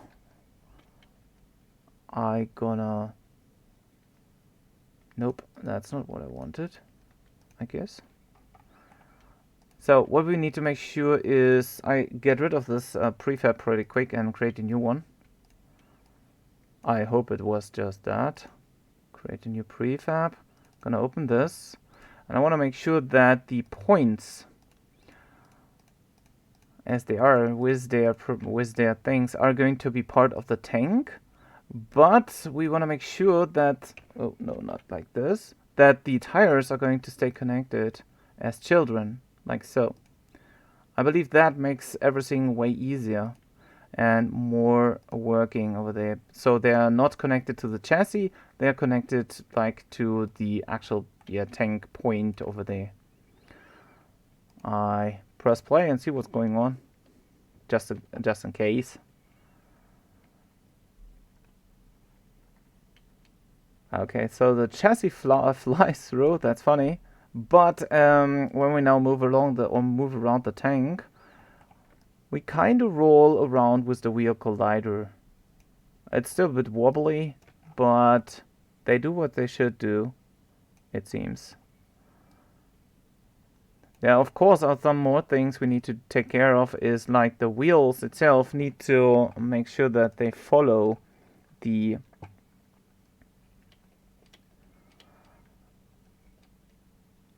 Have you removed rigid body from chassis? Yes, I did. So, oh no, I didn't. Funny. Yeah, good one. Oh, I need to go outside of play mode. I removed that. Of course, the rigid body only needs to be on to the tank itself, so it cannot fall through. Good one. Thanks a lot, Mr. Scaleman. So, once again, still a bit wobbly, but the wheels, as you can probably see, are, whenever we are moving this one, are kind of wheeling around already. Hard to see, but that's what they do. They're kind of unprecise, or still some kind of unprecise. So, but not too shabby. I mean, still a bit like, it feels like a lightweight. Maybe we're gonna make it super heavy. Something like, well, not 100,000, but maybe 10,000.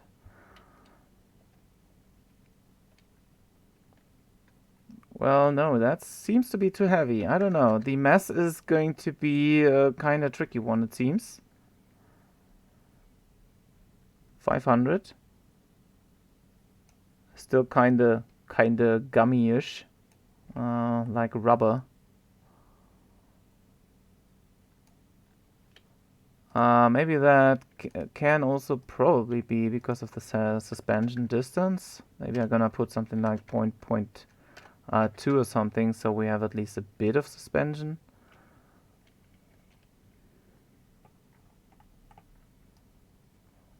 No, then it falls apart. Kind of.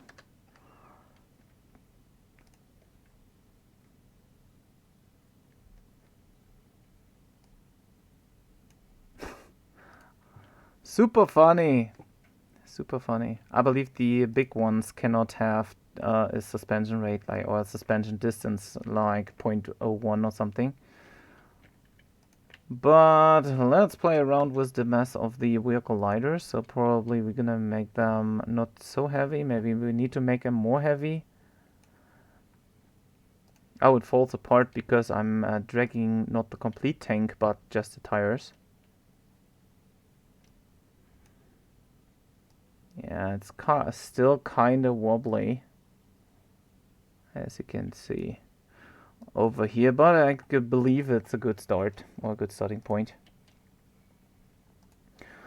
So, yeah, that's what we need to, or we need to actually test along over here, or test around with. The actual tires are gonna take a look where these are. These are basically connected to the, or should be connected not to the points, but, or not to the, yeah, not to the actual points, but to the chassis. So, like with all their content, I'm gonna take a look pretty quick onto my other screen. So these are the actual wheels, so they would be, or they would stay connected basically to this chassis, so they can do the deformation, I would say. So I'm gonna do some quick tests on the other side, on my other screen over there, and see if there is anything I forgot. I'll take a look into over here.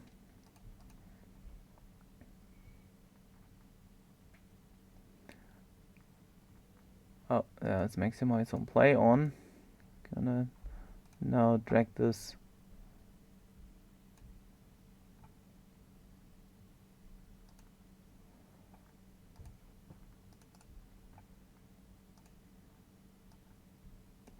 I'm back in a sec.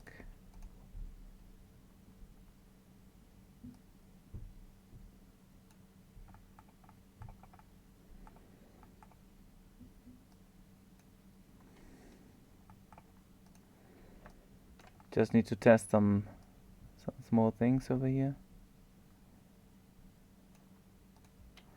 Okay.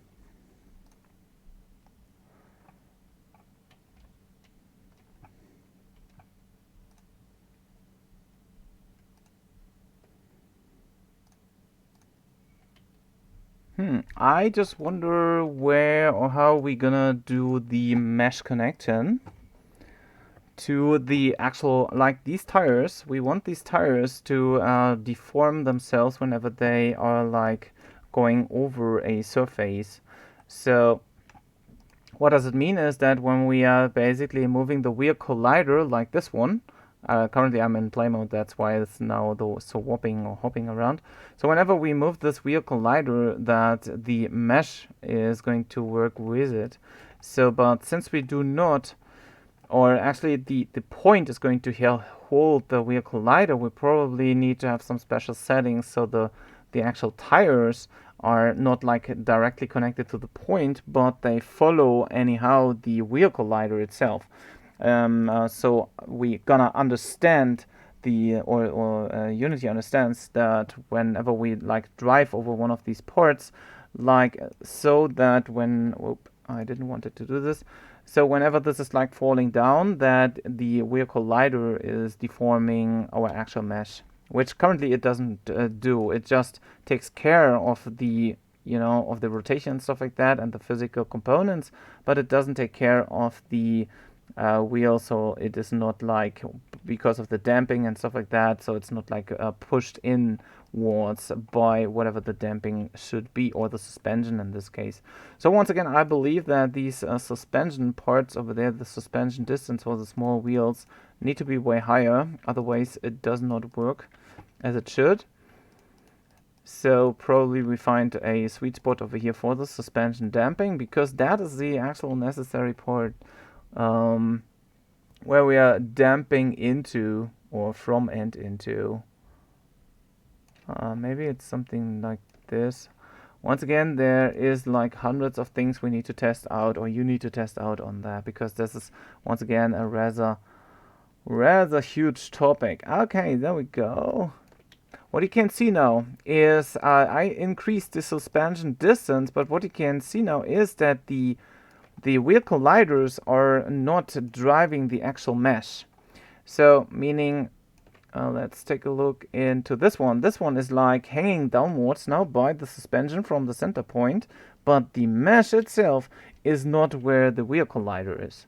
So we basically, I believe so, by using code, for example, we need to make sure that the wheel itself is going to take care of that on its own. Like we're gonna reposition that where the wheel collider is, and not where the point helper or the point itself is going to be, because that would make more sense, and so we would be able to, like drag around this actual tire based on the wheel collider itself. So that's the reason why we probably gonna have to rip apart some things here and there once again. Okay, so let's go and do some coding over here, because we want to move our tank like automatically. Or well, not automatically, but by some case of or kind of inputs. I'm gonna let it maybe fall down here. See if there's any issue by just letting it fall down. Well, it's still kind of slippery, slipping away over there. Not quite sure if that has something to do with kind of a friction or angular drag. Maybe we don't want to have any drag. I don't know. Maybe we will. Let's try again. Maybe the weight is not completely as it should. Maybe I forgot to put some wheel collider downwards. Nope, looks good. Yeah, maybe we're gonna increase or decrease the wheel colliders just a bit again. Something like that. Maybe we're gonna try again 1,000, and if 1,000 doesn't work, then we go higher or lower. Nope. As you can see, the higher that is, the faster the slipping is. So let's go into do 200 and test it out. Okay, it looks steady, right? No intersections. We are going to damp downwards. Let's pull around this. Okay, it's a bit slipping away over here when the damping comes, so probably there needs to be some fine-tuning onto this as well later on. But so far as I can see on the ground, it looks kind of okay-ish. And probably we're gonna need to rearrange later on the actual box collider onto the chassis itself. Okay, so let's go into some coding over there. We create a new C# script and call this one movement. This can be quite intense, so we take a look into this, because we only probably want to move one or the other wheel. Maybe we just do like two wheels which are actually driving the complete components, And we want to make sure that, of course, that we are able to make sure which are going to be the steering ones, or maybe we have something like a left and right one, and so on and so forth. We can probably do some fancy cool things with them as well. Okay, so let's take a look. What do we need? We're gonna have like some kind of a wheel sets. I try to find you guys again. Yes, Gaiman, that's correct. When I do this, or I have done this in the past as well, I was like putting them apart from each other, so but anyhow, we need to define it so that the wheels, like for a tank, are going to follow up as well. Yes, I don't know when the stream ends. I hope soon, but this video should be available. Like this complete stream should be available. Maybe I cut away, struggle some areas over there, but it will be available on the channel. But if you understand the idea behind cars already, the tank is basically nothing else. You just need to make sure that the suspension is going to work for the wheels here as well. You're welcome, Mr. Scaleman. Thanks a lot for tuning in. If you want to go now. If not, just stay with me or with us. So, what we want to do is let's see, what do we need? Is we need to anyhow put some motor or torque onto the wheel collider. And so we can put some speed onto this. I just take a look into the actual steering angle. I wonder where the visualization of the wheels are going to be. I believe I got it.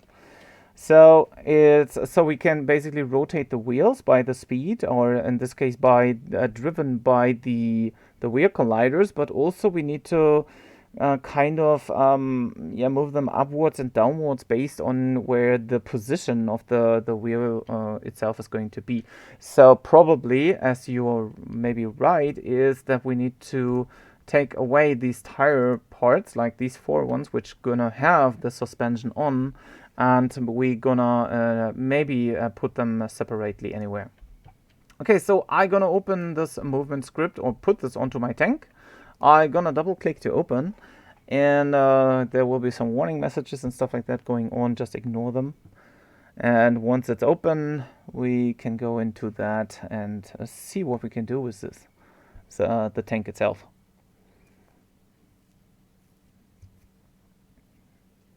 So once again, there will be like 2 more warnings over there from the firewall.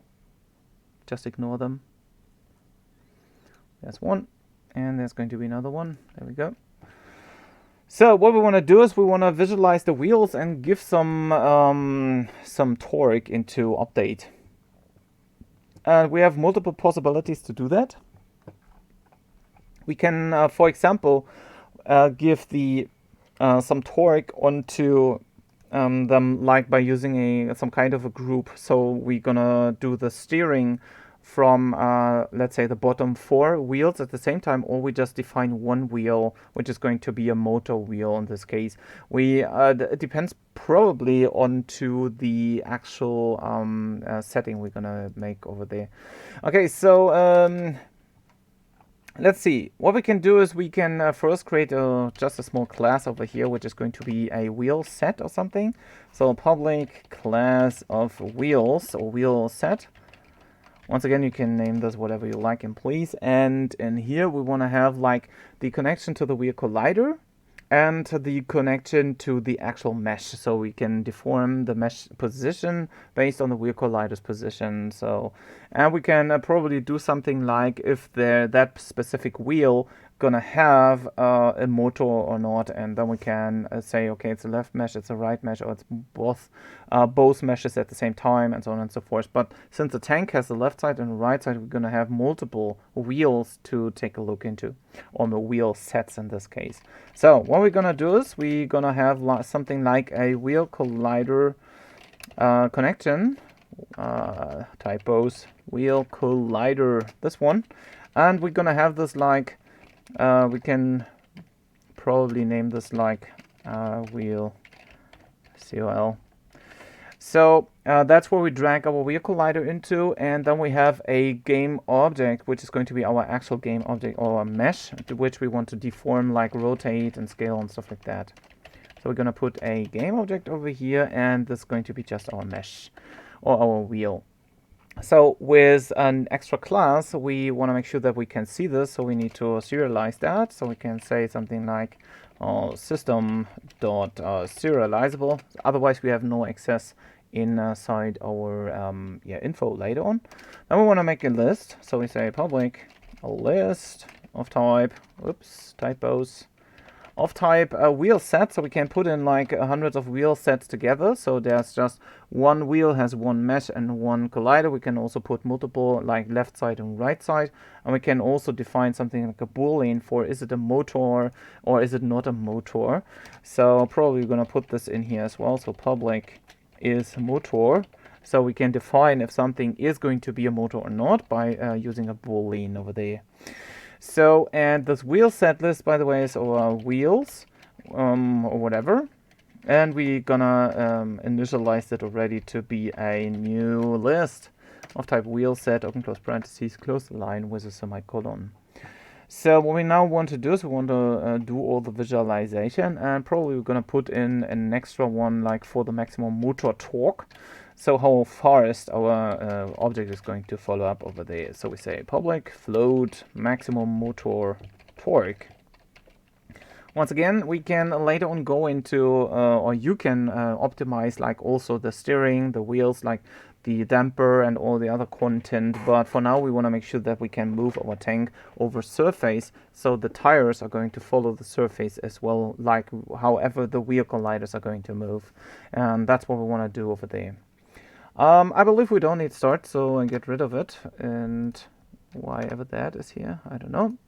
So in update, we want to, of course, make sure that whenever we give some speed onto one or the other wheel collider set over here, or wheel set, we want to make sure that we're going to give some torque into that so we can rotate this over wherever. So we can basically create something which is going to take a look into a specific wheel set where we can loop through, whatever. And I'm not quite sure if we need to have this like a public one, but I don't think so. So let's avoid, let's say, visualize something, and we're gonna require a specific wheel set. We're gonna name it maybe pair, or just wheel or set or whatever. And we're gonna put in like all the necessary information. First off, we want to store the quaternion and just name it rotation. We can basically initialize that as nothing, or we can just say it's going to be a new quaternion, or we just whatever. Basically, it doesn't really matter. New quaternion, something like that. I believe that should work. Rod is taken, but is never used. Okay, so we don't even need to initialize that here, I guess. And we're gonna need to have a position, so we're gonna take a vector 3 POS, something like that. And now we want to make sure that we get the world position from the actual wheel pair. So what we're gonna say is wheel pair, or just pair, I guess that's what we called it, or in this case it's the set. So set dot, and now what we want to do is we're gonna actually see what is the actual set we are talking to. I believe we're gonna have to do it a bit different here. I'm gonna take a look into the chat if there's something. Nothing. Okay. That's good. Thanks a lot for keeping or staying here, Mr. Scaleman. So let me go back to coding. What I want to do is I want to see that I get the actual word position of the particular wheel collider. So in this case, this one. So we say set.wheel col because it's talking to the wheel collider, and there should be something like get world pose. This one. And what we want to put in over here is something like out. POS, so from the actual vector position, and comma, then we're going to put in the rotation, so out rotation, something like that. So that's what we just initialize, or we're going to read this information about. And we're gonna do the same with like each wheel, like every time we have a set over there. If you have like a set with the left wheel and the right wheel, then you can do both at the same time. So you're gonna do this like for the wheel left. In this case, I just have one wheel collider I talk to as a set, but you can also do this once again. You can say something like left and right. If you have like the back tires of a car, then you're gonna do left and right, and then you can basically do this like here for the left and for the right separately. Once we are done with that, we want to make sure that we have at least a mesh attached to our wheel collider or to the wheel set. So if set dot, what did I call it? Maybe I called it mesh. Set dot mesh. If that is not equal to null, then we want to do the actual repositioning and rotation as well over here. So what we're gonna say is set dot, let's see, mesh dot, and now we should be able to set the rotation and the position of the actual mesh. So we probably can do something like set dot mesh dot transform dot position is going to be equal to POS, like the position over here. So, and I believe that should be it. And we can do the same for, or should be able to do the same for the rotation. So we are going to rotate the mesh with the actual rotation of the wheel collider. But over here we need to put in something like rotation, I guess. Okay, so with that we should be able to visualize any movement, like going up and down, as well as rotating with the actual with the actual rotation of the wheel collider itself. If there is any issue later on, we're gonna change that, but for the moment I believe that should be it. Okay, so in update, wherever my update loop is, over here we want to make sure that we put some motor power by using, for example, the vertical axis, or you can do any fancy buttons. Basically, it doesn't matter. For us, we just want to go forward, I guess. When we later on go steer left and right, or just do left and right, since we have like two tracks, like a left one and a right one, you probably want to do a bit different input over there. So you go for one left wheel set and one right wheel set, and like the left treads and the right treads, and you want to manipulate them basically alone on their own or whatever. Okay, so we have the void update loop over here. So what we're gonna do is we create a new, let's say, float motor. That's like we're gonna do the motor speed or something. We're gonna take our maximum motor torque to whatever we set it and multiply it by our input axis, or whatever the input is going to be. Something like input dot get axis, I don't know, vertical, something like that. So these are the usual standard input things you should already know about. Then we have a steering ankle, which we don't need to implement because we don't really do a steering with our wheels. That is just for cars in specific. And then we're gonna have something maybe like a brake. When you want to do a brake, you're gonna have like a brake torque. We're gonna put something like float brake torque is equal to our, let's see, mass f dot, we're gonna round it to an absolute value, or actually we make it always a positive value. And with this absolute, we basically take the space key or whatever we want to take as a brake input, and we're gonna say input dot get axis, open close parentheses, something like jump for spacebar or whatever you please and like. And that should be basically it. Yep. And now we want to do the what do we need to do as well? We're gonna say something like, if we are with the brake torques, if the brake torque is bigger than 0.001 or something, then we set our motor torque to be the brake torque to be the motor torque. Otherwise, the motor is going to be equal to 0. So we say, once again, in short, if our brake torque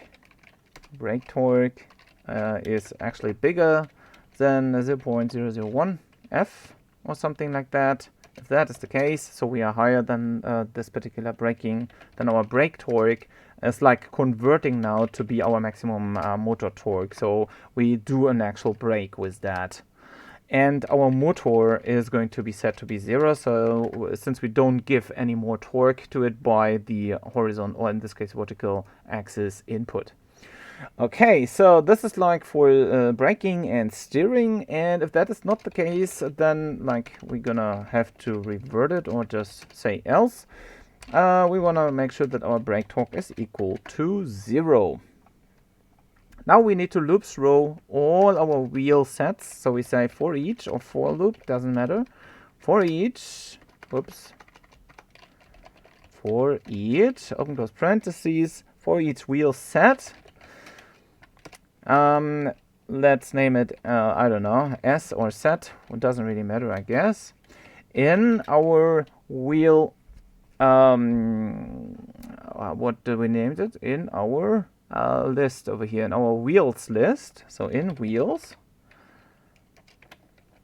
So we loop through them completely. And what we want to do is we want to say if we're going to give some torque and stuff like that, that we do the actual visualization for each wheel. So basically at the very end over here we say visualize, and we're going to put in the currently looped through set inside over there.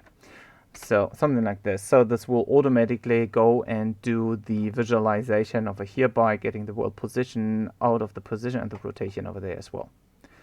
I don't know. Maybe that works. Maybe it's not. We'll see. So, and what we want to do is if we are actually, if our wheels are going to be motor wheels, I'm not quite sure if we actually need this because we didn't implement, oh, we did this over here. So if our actual wheel is a motor, so we're going to say something like if set dot is motor. If that is true, then we want to do something like, wait, we want to give the motor or the torque to the actual motor of our motor torque of the wheel collider. So we're going to say set dot, in this case it should be wheel collider, I guess, dot, and here we should have something like a motor torque is equal to whatever our motor is. So basically the input we have pre-calculated over here by the actual vertical axis over there.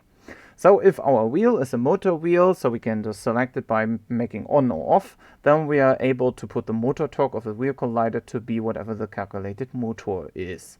And then we should be able to drive forward. Sounds good, I guess. Whenever you have, like, once again, a left wheel and a right wheel, like when they are separated from each other, then you should be able to actually get this one running on a car for this one as well. So, and of course, when there's any brake torque involved at the moment, we want to make sure that we put this into this for each loop here as well. So we do something like set dot wheel collider dot, and this is truly called the brake torque is equal to whatever our brake torque is. Something like that.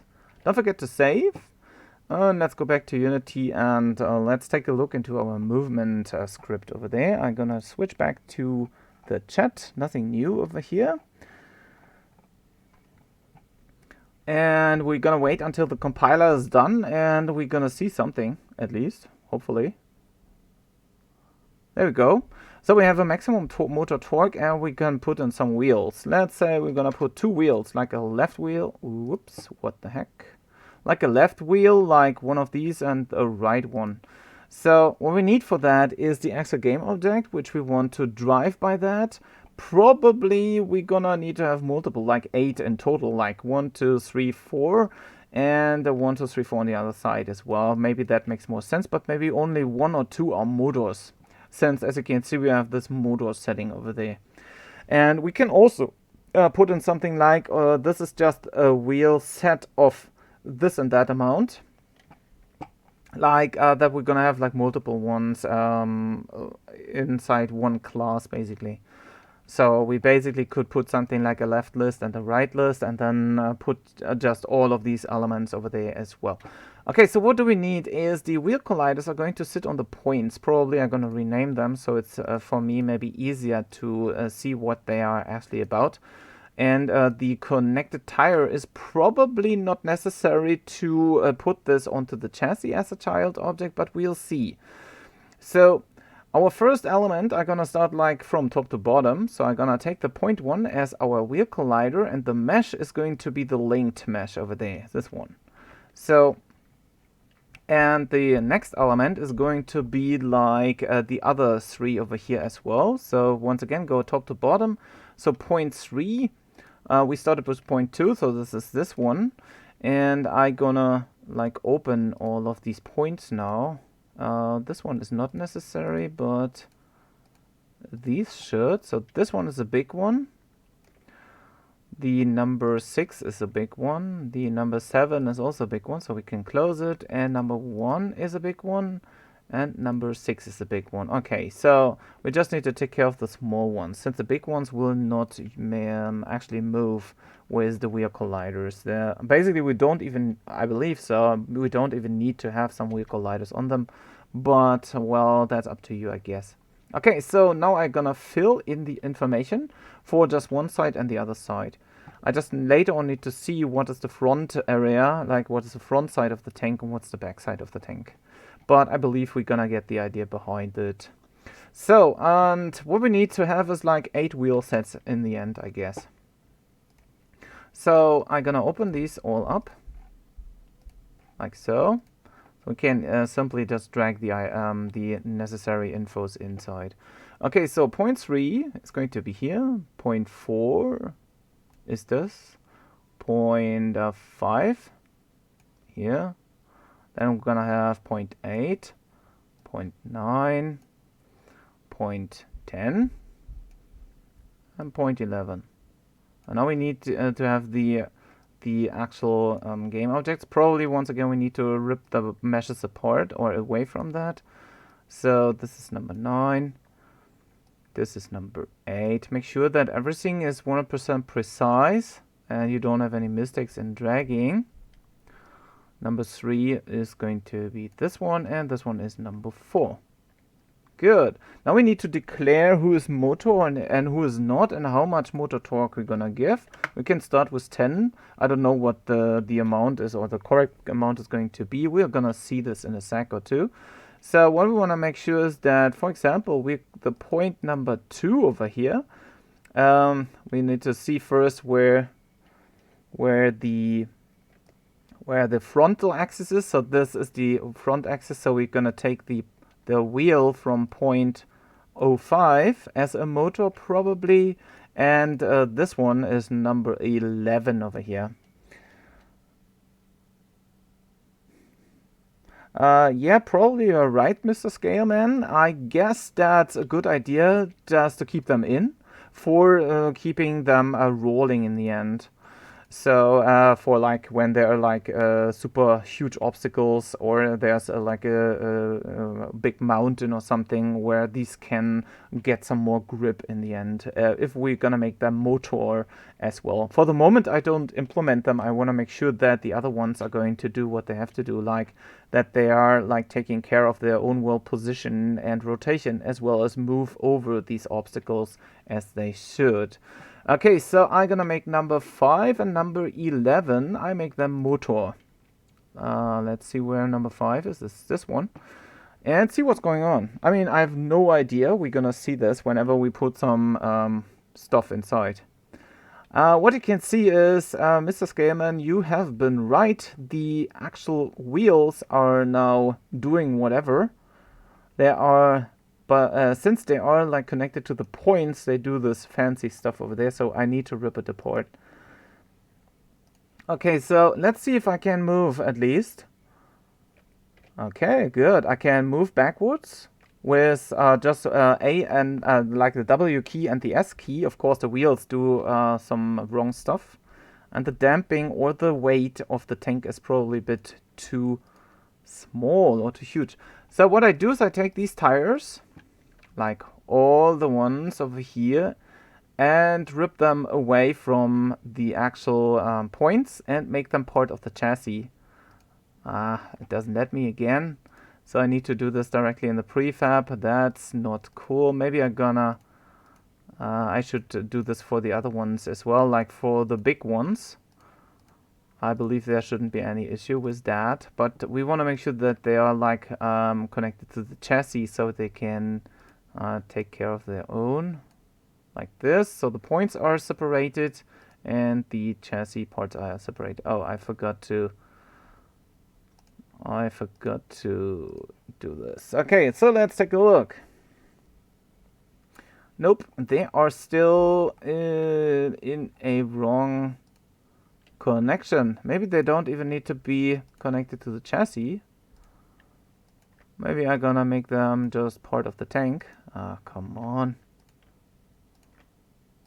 Like the main object, like where the points are. I don't know. Maybe the pivot points are now not correct. So we might need to put them onto correctly oriented objects. Okay, let's take a look. Yeah, somehow these do have a Y rotation of this one at least. This one has a Y rotation of 90 degrees. This one also. So maybe that is the issue over here. Let's see what's happening when I put a 0 inside. I just keep that one selected and see where this is going to be. Nope. That's not a rotation issue, it seems. Maybe it is. Maybe it's a connection or any kind of a setting, which is not 100% correct here. Let's see. The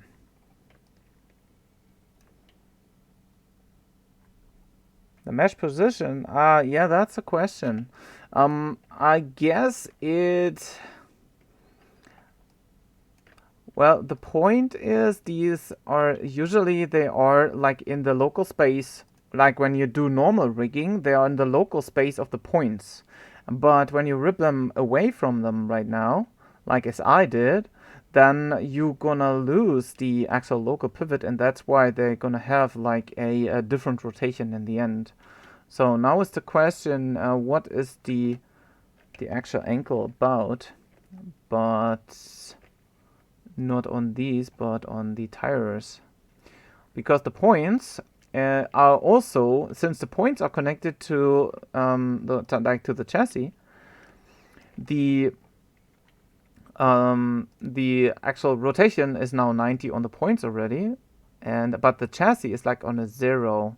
So probably that is a coding issue, or that comes directly from this from the actual rig. Maybe the connection to the actual points shouldn't be done in rigging itself. Like so it's not like connected to something and needed to be ripped apart. But since we ripped it apart, like these points should be able, or we should be able to rotate them by 90 degrees without any issues, because nothing else is now anyhow or anymore connected to them. Let's try that. That doesn't work because the points do have the connection to the tread. Interesting.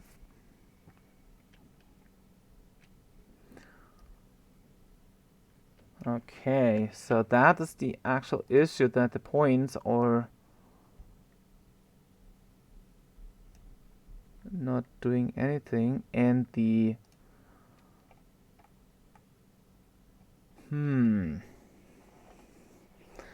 maybe there is another mistake I made about the points as well as the tires. Probably I was right rigging the tires to them.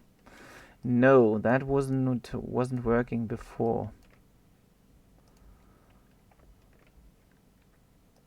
Okay, let's see. So we're gonna have the points which are driving this, but the tires are separated. They just follow whatever they have to follow. Like they should follow the rotation of the wheel colliders, but probably they have a problem because of the actual pivot point rotation. We could try that with an empty game object and try to hook the game object with the actual tire over there, and then so it is like in the correct orientation. We can try this. So first I just would take one and see if that makes any difference. Meaning I gonna create an empty over the current object. Then I maybe rename this GOT001 or something. And then I drag it outside. Like make sure this is part of the, I believe, chassis for the moment. And want to make sure that the rotation over here is like zeroed out, so it's like taking the forward axis. Then I would take this tire or this wheel and make this one now child to that. Of course, we need to do this once again directly inside the prefab. But it doesn't update, so I'm gonna update the prefab pretty quick. So I say apply all. And gonna try to do this again. Like R01 is going to be like connected to that, and nope, that's not what I wanted. And now we're gonna connect this object to this tire, in the tank settings itself, like inside the movement settings. Let's see, which one was it? Number R1 is the lowest one, so I could probably try to put the game object, the new one over there, and see if that makes any difference to the actual repositioning of the tire. And that's what you can see over here. The tire is now in the correct order. So this is like an exporting problem, is now in the correct order, and it's also completely on the correct spot, like where the actual wheel collider is going to be. And when the wheel collider is like going upwards or something, then the wheel would automatically follow over there. Of course, there's currently not much damping going on, but that is the actual issue over here, because like for the wheels itself. Yes, one other issue, the wheel colliders are not driving these points. So this might be, I mean, how could we, let's take a look. Maybe we're gonna need to do it a bit different, so we have another extra object for the wheel collider, so it's not sitting directly on this point, but is sitting like as a child of this particular point. So we are actually driving the point with the wheel collider as well, kind of. So we get the offset with like the wheel we got over here as well from the current wheel. Or we're gonna link this point to the actual tire, like to this game object. We link the point to this, and then we try to like once again drive the actual point, like this one is an extra wheel collider in the end. So we put the wheel collider on another game object, which is sitting like at the same position, but which is not actually taking care of the actual mesh. So the point is going to be driven by the empty game object I just created over there. So I'm gonna try this out as well. So we take point number one, or I create an empty, so it's like all this at the same positions and rotation, stuff like that. I can drag it out. So this is like where my wheel collider is going to, oh man, this prefab stuff is so ass. I'm gonna override this first, apply. I'm gonna open the prefab. I'm gonna take this object here, which is like sitting once again onto that. And this object should now be driving the wheel collider. So I basically take, can I do this? Nope, I can't. So I'm gonna copy this component and paste this over here. Paste component as new onto this. This is like the actual wheel COL. Probably the setting could have been made beforehand. So when you know about the settings, you're gonna make it better in the end. So this is like being our wheel collider object now. And this point, so like we're gonna make it outside, and this point now probably gonna put this into the actual game object, so it can follow the like with its own mesh over here. Of course, this is now the wrong point, I guess, but we can still, I guess, hopefully test this.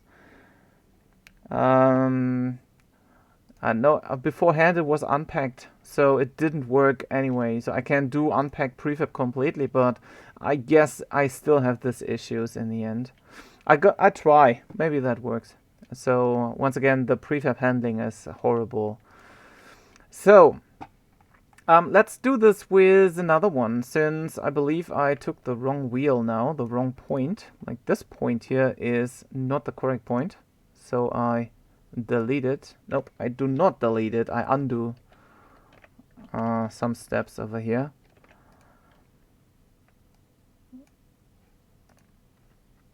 Okay, never mind. I gonna unpack again. Yeah, that's better. I hope. Okay, so this point number 1 was related to this wheel collider. So this wheel collider here is okayish, but is not the correct one for this object over here. That's what I wanted to make sure, that I get the correct point of this one. So gonna click through and see where it is. It's number 11. So I'm gonna create an empty over here. Wheel col. Gonna copy this component. Copy. And paste this on to the wheel col over here. Paste. And now I drag it outside, so it's not relative to this, but at least relative to the tank. And now I take point number 011 and bring this into my GOT001 over there. Let's try. Oh, and I need to go and put the actual wheel collider away from that. So I don't have like 2 wheel colliders sitting on. So I have this one, which is like for point 11. Maybe I'm gonna rename this to P11, so we know what it is related to, and try out again. Null reference exception in line 44, because we probably have chosen or switched something. Oh yeah, we lost the wheel collider for point 11, so I'm gonna need to bring the point 11 one down below here. It doesn't let me. Awesome. Gonna scroll down, and over here in element 7 my number 11 needs to go back over there. So let's try that one out. So I just did this for one wheel, so it is kind of offset. But as you can see, the actual thread is going to follow this wheel collider. So whenever we now move the actual wheel up, and it wouldn't do some strange stuff like that, then it should work. Now I see another issue over here. We cannot put this point over there, because the rotation is not a good one. We need to basically split it up again, so the point is not going to be part of the rotation. As you have seen, when you rotate this point, like it will like swirl around the actual tire over there. So we need to take care of the rotation, probably a bit different over here, or not related to this game object. So the point needs to be kind of handled separately, like for this rotation over here. So maybe we're gonna put in the rotation not directly from the wheel collider. We don't put this like onto the mesh. We're gonna put this like onto the point. Let's try public game object point. So the point is like the point is getting the information about the position, but the mesh, now since it's the child object of that, it's different. So the point only gets the repositioning over here. So something like set dot point dot transform dot position is equal to POS, something like that. I guess that should work over here. So we can have the point like anywhere in the complete setting. But we cannot have this as a child object of the actual empty game object over here. So I'm gonna go back into sorry. I'm gonna put the point, where is it? 0.01 over here into the correct slot of the actual setting of my, over here, my real collider for 0.11, something like that. And probably in code, we want to make sure that we only do this when there is actually a point available. So we're gonna to do something like if point, or in this case set.point is not equal to null. So otherwise we would get like a lot of null reference exceptions. Only then we want to do the repositioning over there. Okay, don't forget to save, and let's get into and test again. Maybe we're gonna have the actual goal over there. So when I would now drive along, I'm gonna have this is going to rotate. The point is now moving with it.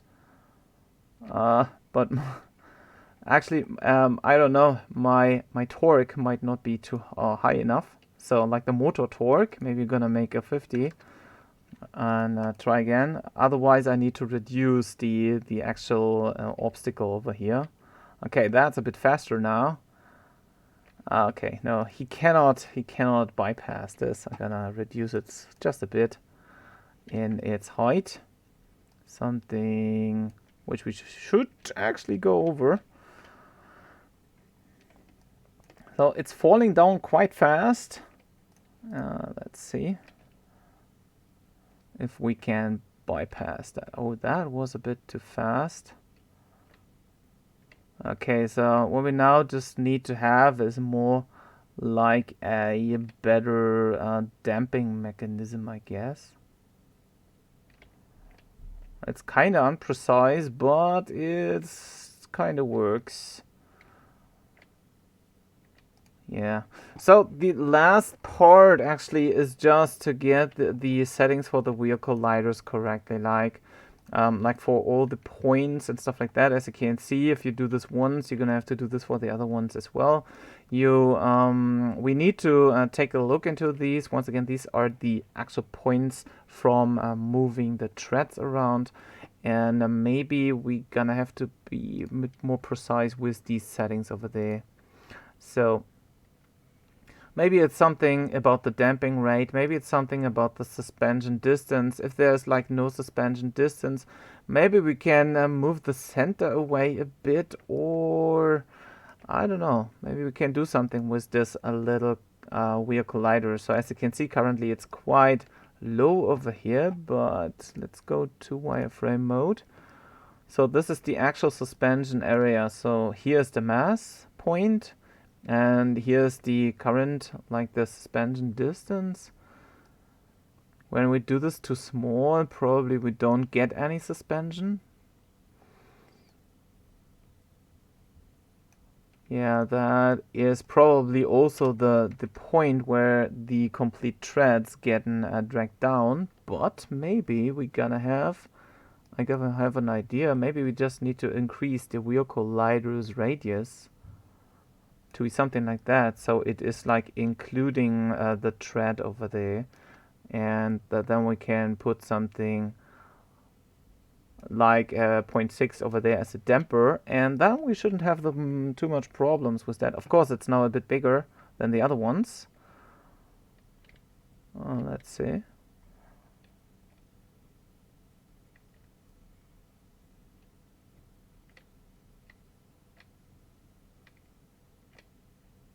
Doesn't look too shabby.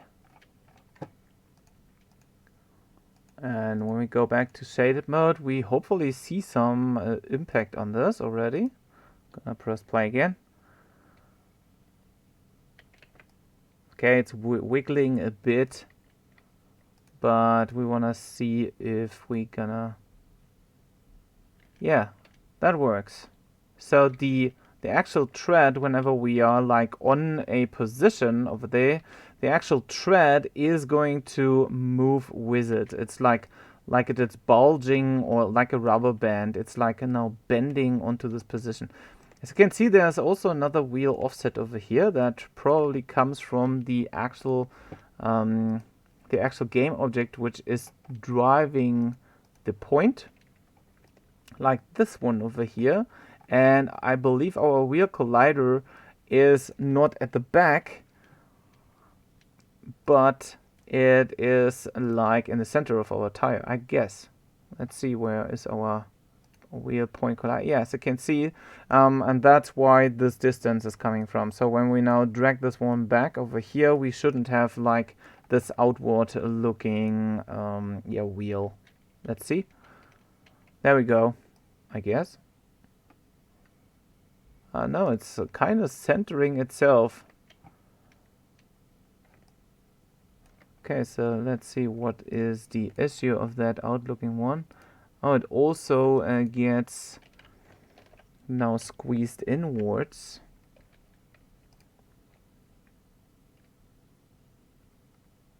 Okay, so it is about this actual game object over here needs to be like on the center of this tire, like where the wheel collider position is going to be. So basically we can drag this for a second to the wheel collider, then we zero the Z position, I believe, and we need to bring the tire back about the same. So let me undo this. I'm gonna bring away the tire pretty quick so we have them separated. I'm gonna zero this one out, bring the tire now back in, and take the game object outside over here. Maybe I can also put this onto the chassis now. And now we shouldn't have like any outstanding things anymore. And we shouldn't have lost anything. Yeah, there we go. So this is the actual correct way and setting to get this thing running over here.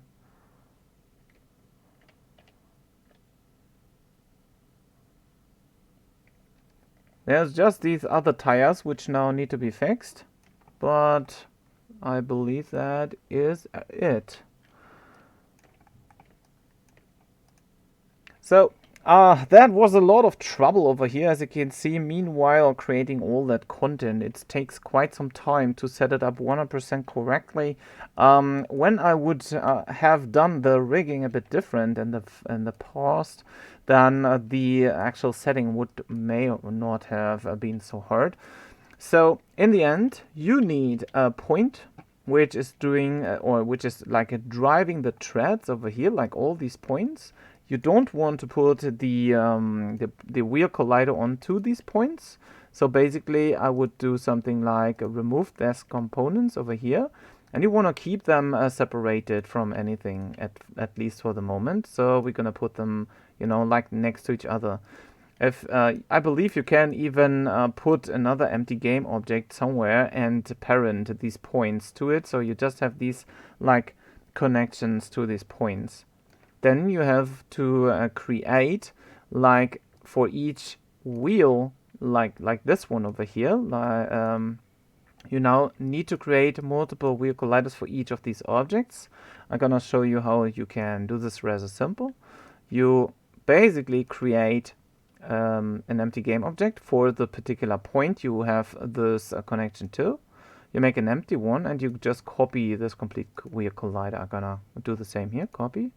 So we're gonna put like point 2, create empty, gonna name this wheel COL. Then for the point is number 2. Then we're gonna paste the component as new, and then we bring this once again outside over here.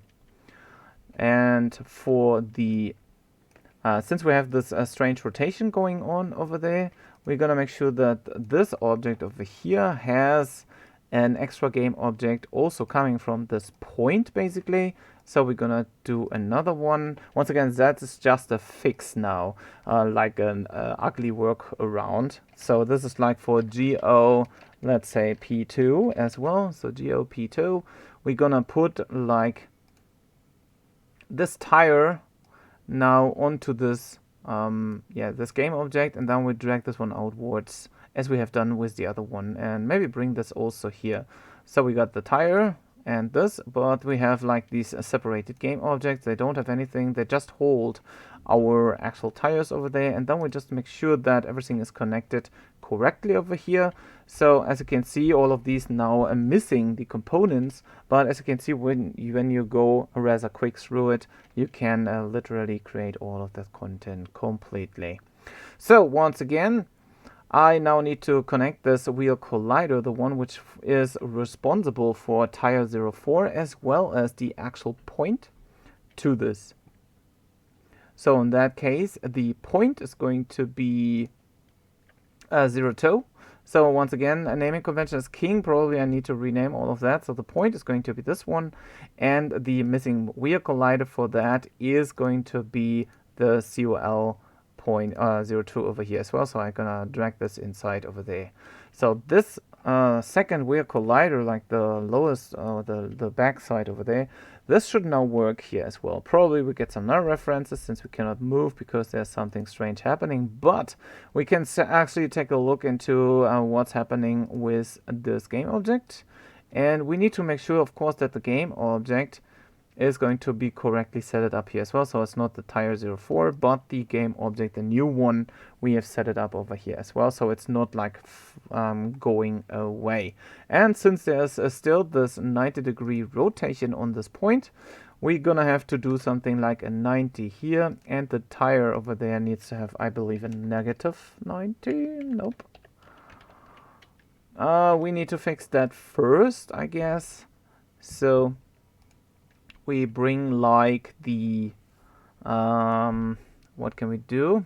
We can do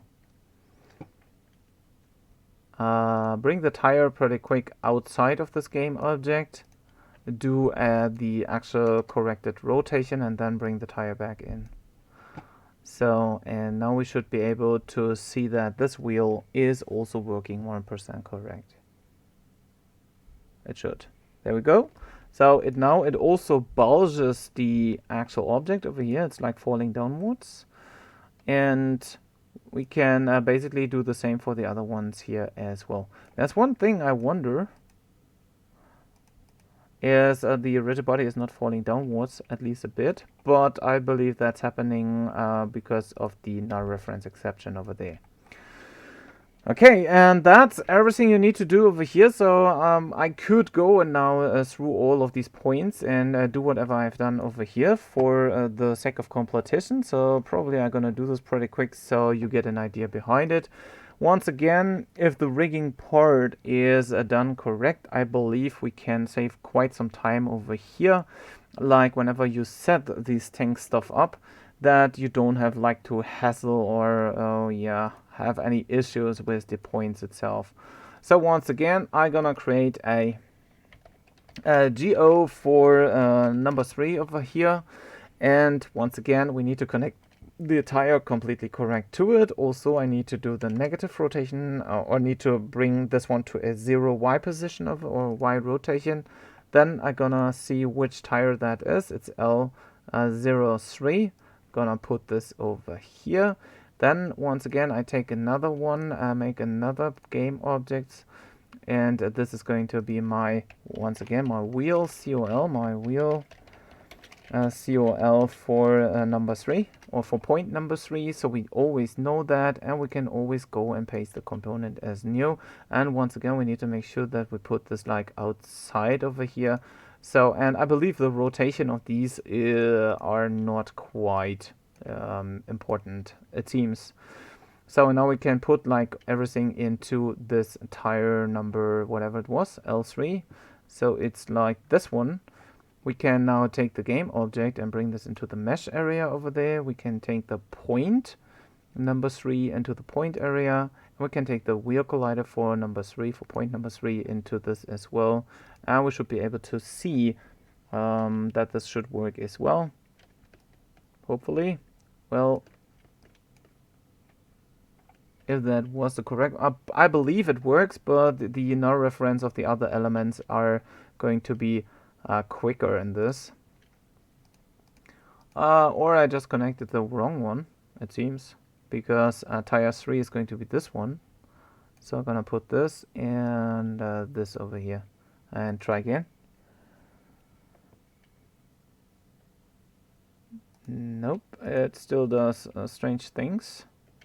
So this is zeroed out. This one is connected, doesn't really matter where it is. The wheel collider 03 is going to be this one over here. Wheel collider 3, GO3, but the mesh is actually not set correctly. This is going to be the mesh. And this one here needs to be like, at least for the moment, a none. Otherwise we access it twice. And now number 2 is going to fall down here as well. It's kind of not false completely, it seems. So we're gonna take a look pretty quick at point number 3 and move it a bit. Oh, since we're paused, we cannot see this. But when we move it in here, that should look correct. Good. Once again, you can make the game object with the tires directly part of the chassis if you want to. You don't have to necessarily. I believe you could even do the same for the wheel colliders, but you can also keep them separated. So maybe it's a better idea to have them over here. Okay, cool. And yeah, once again, the final steps is just repeat the content completely for all the other tires. And that's it, I guess. I believe we could even go and take like one tire settings and just copy and paste this all over the place, so we don't necessarily have to take this one, because their pivot points are kind of ruined here, it seems, as well. That's why we have like all this distractions from the actual ones. So next time I just make sure that I center the pivot point of each of the tires here as well. So that's what you need to take care of later on also. This one over here does anyhow have the wrong naming. So this one here is the collider for number 4, for the game object number 4, the tire number 4. And same for this one. This one is also number 4. So once again, make sure that you keep track of the correct settings over there. And this one is now for tire number 3, number 0. No, not number 0, but yeah, you get the idea, number 2. But the point is, once again, just named different over here. That's why the naming convention problem currently happens. Okay, so again, we're gonna create another empty one and another empty one. So the one is going to be here, once again, the wheel, COL. And I guess I'm gonna name this not after the point, but after the tire. And this is going to be like the number 02. And this one here is going to be like my GO02. And finally, I just drag GO02 over here, rotate once again, everything to 000. Now I take the tire number 02 and make a child of this game object. Once again, the wheel collider is the last part. We're gonna put in the paste component as new part and just drag it outside, make the GO2 part of the chassis, and then this tire is done as well. We can test it always. We of course need to set it up so that it is like sitting inside the tank. Like the settings are complete, correct over here. So tire number 2 is going to be over there, it seems. What is the name? That's, since we have like a left one and a right one, that's where another issue happens. Okay, that's funny. So the GO2 over here is like L, like the left one, because the other one does have an L as well. So we're gonna have the left part over there. So whenever we go to the tank, we want to make sure that we find L number, like the left 02 is this one. So we want to make sure that we take the game object of that. The wheel collider is going to be this one, I guess. And the point is going to be like point number 4. Pretty strange over here. Maybe there's a way to automate all of that, so it's easier to set up in the end. Once again, naming convention is king. If you want to rename these points, better do so. since it's easier to set up. And finally, you can once again test it out. Let it fall down, see if that works. Looks good. This one here looks a bit higher, and the point seems to be not the correct one for this particular setting. So this should be point number 3 should be like over here, and that's what I fill in. Okay guys, I'm gonna end up the stream over here. I still hope you guys enjoyed this one, and I hope you learned a lot. As you can see, rigging and stuff like that is going to be quite intense in that. And this stream took already almost 3 hours over there, so I cut it down for later parts, I guess. Well, for later issues. Once again, thanks a lot for tuning in.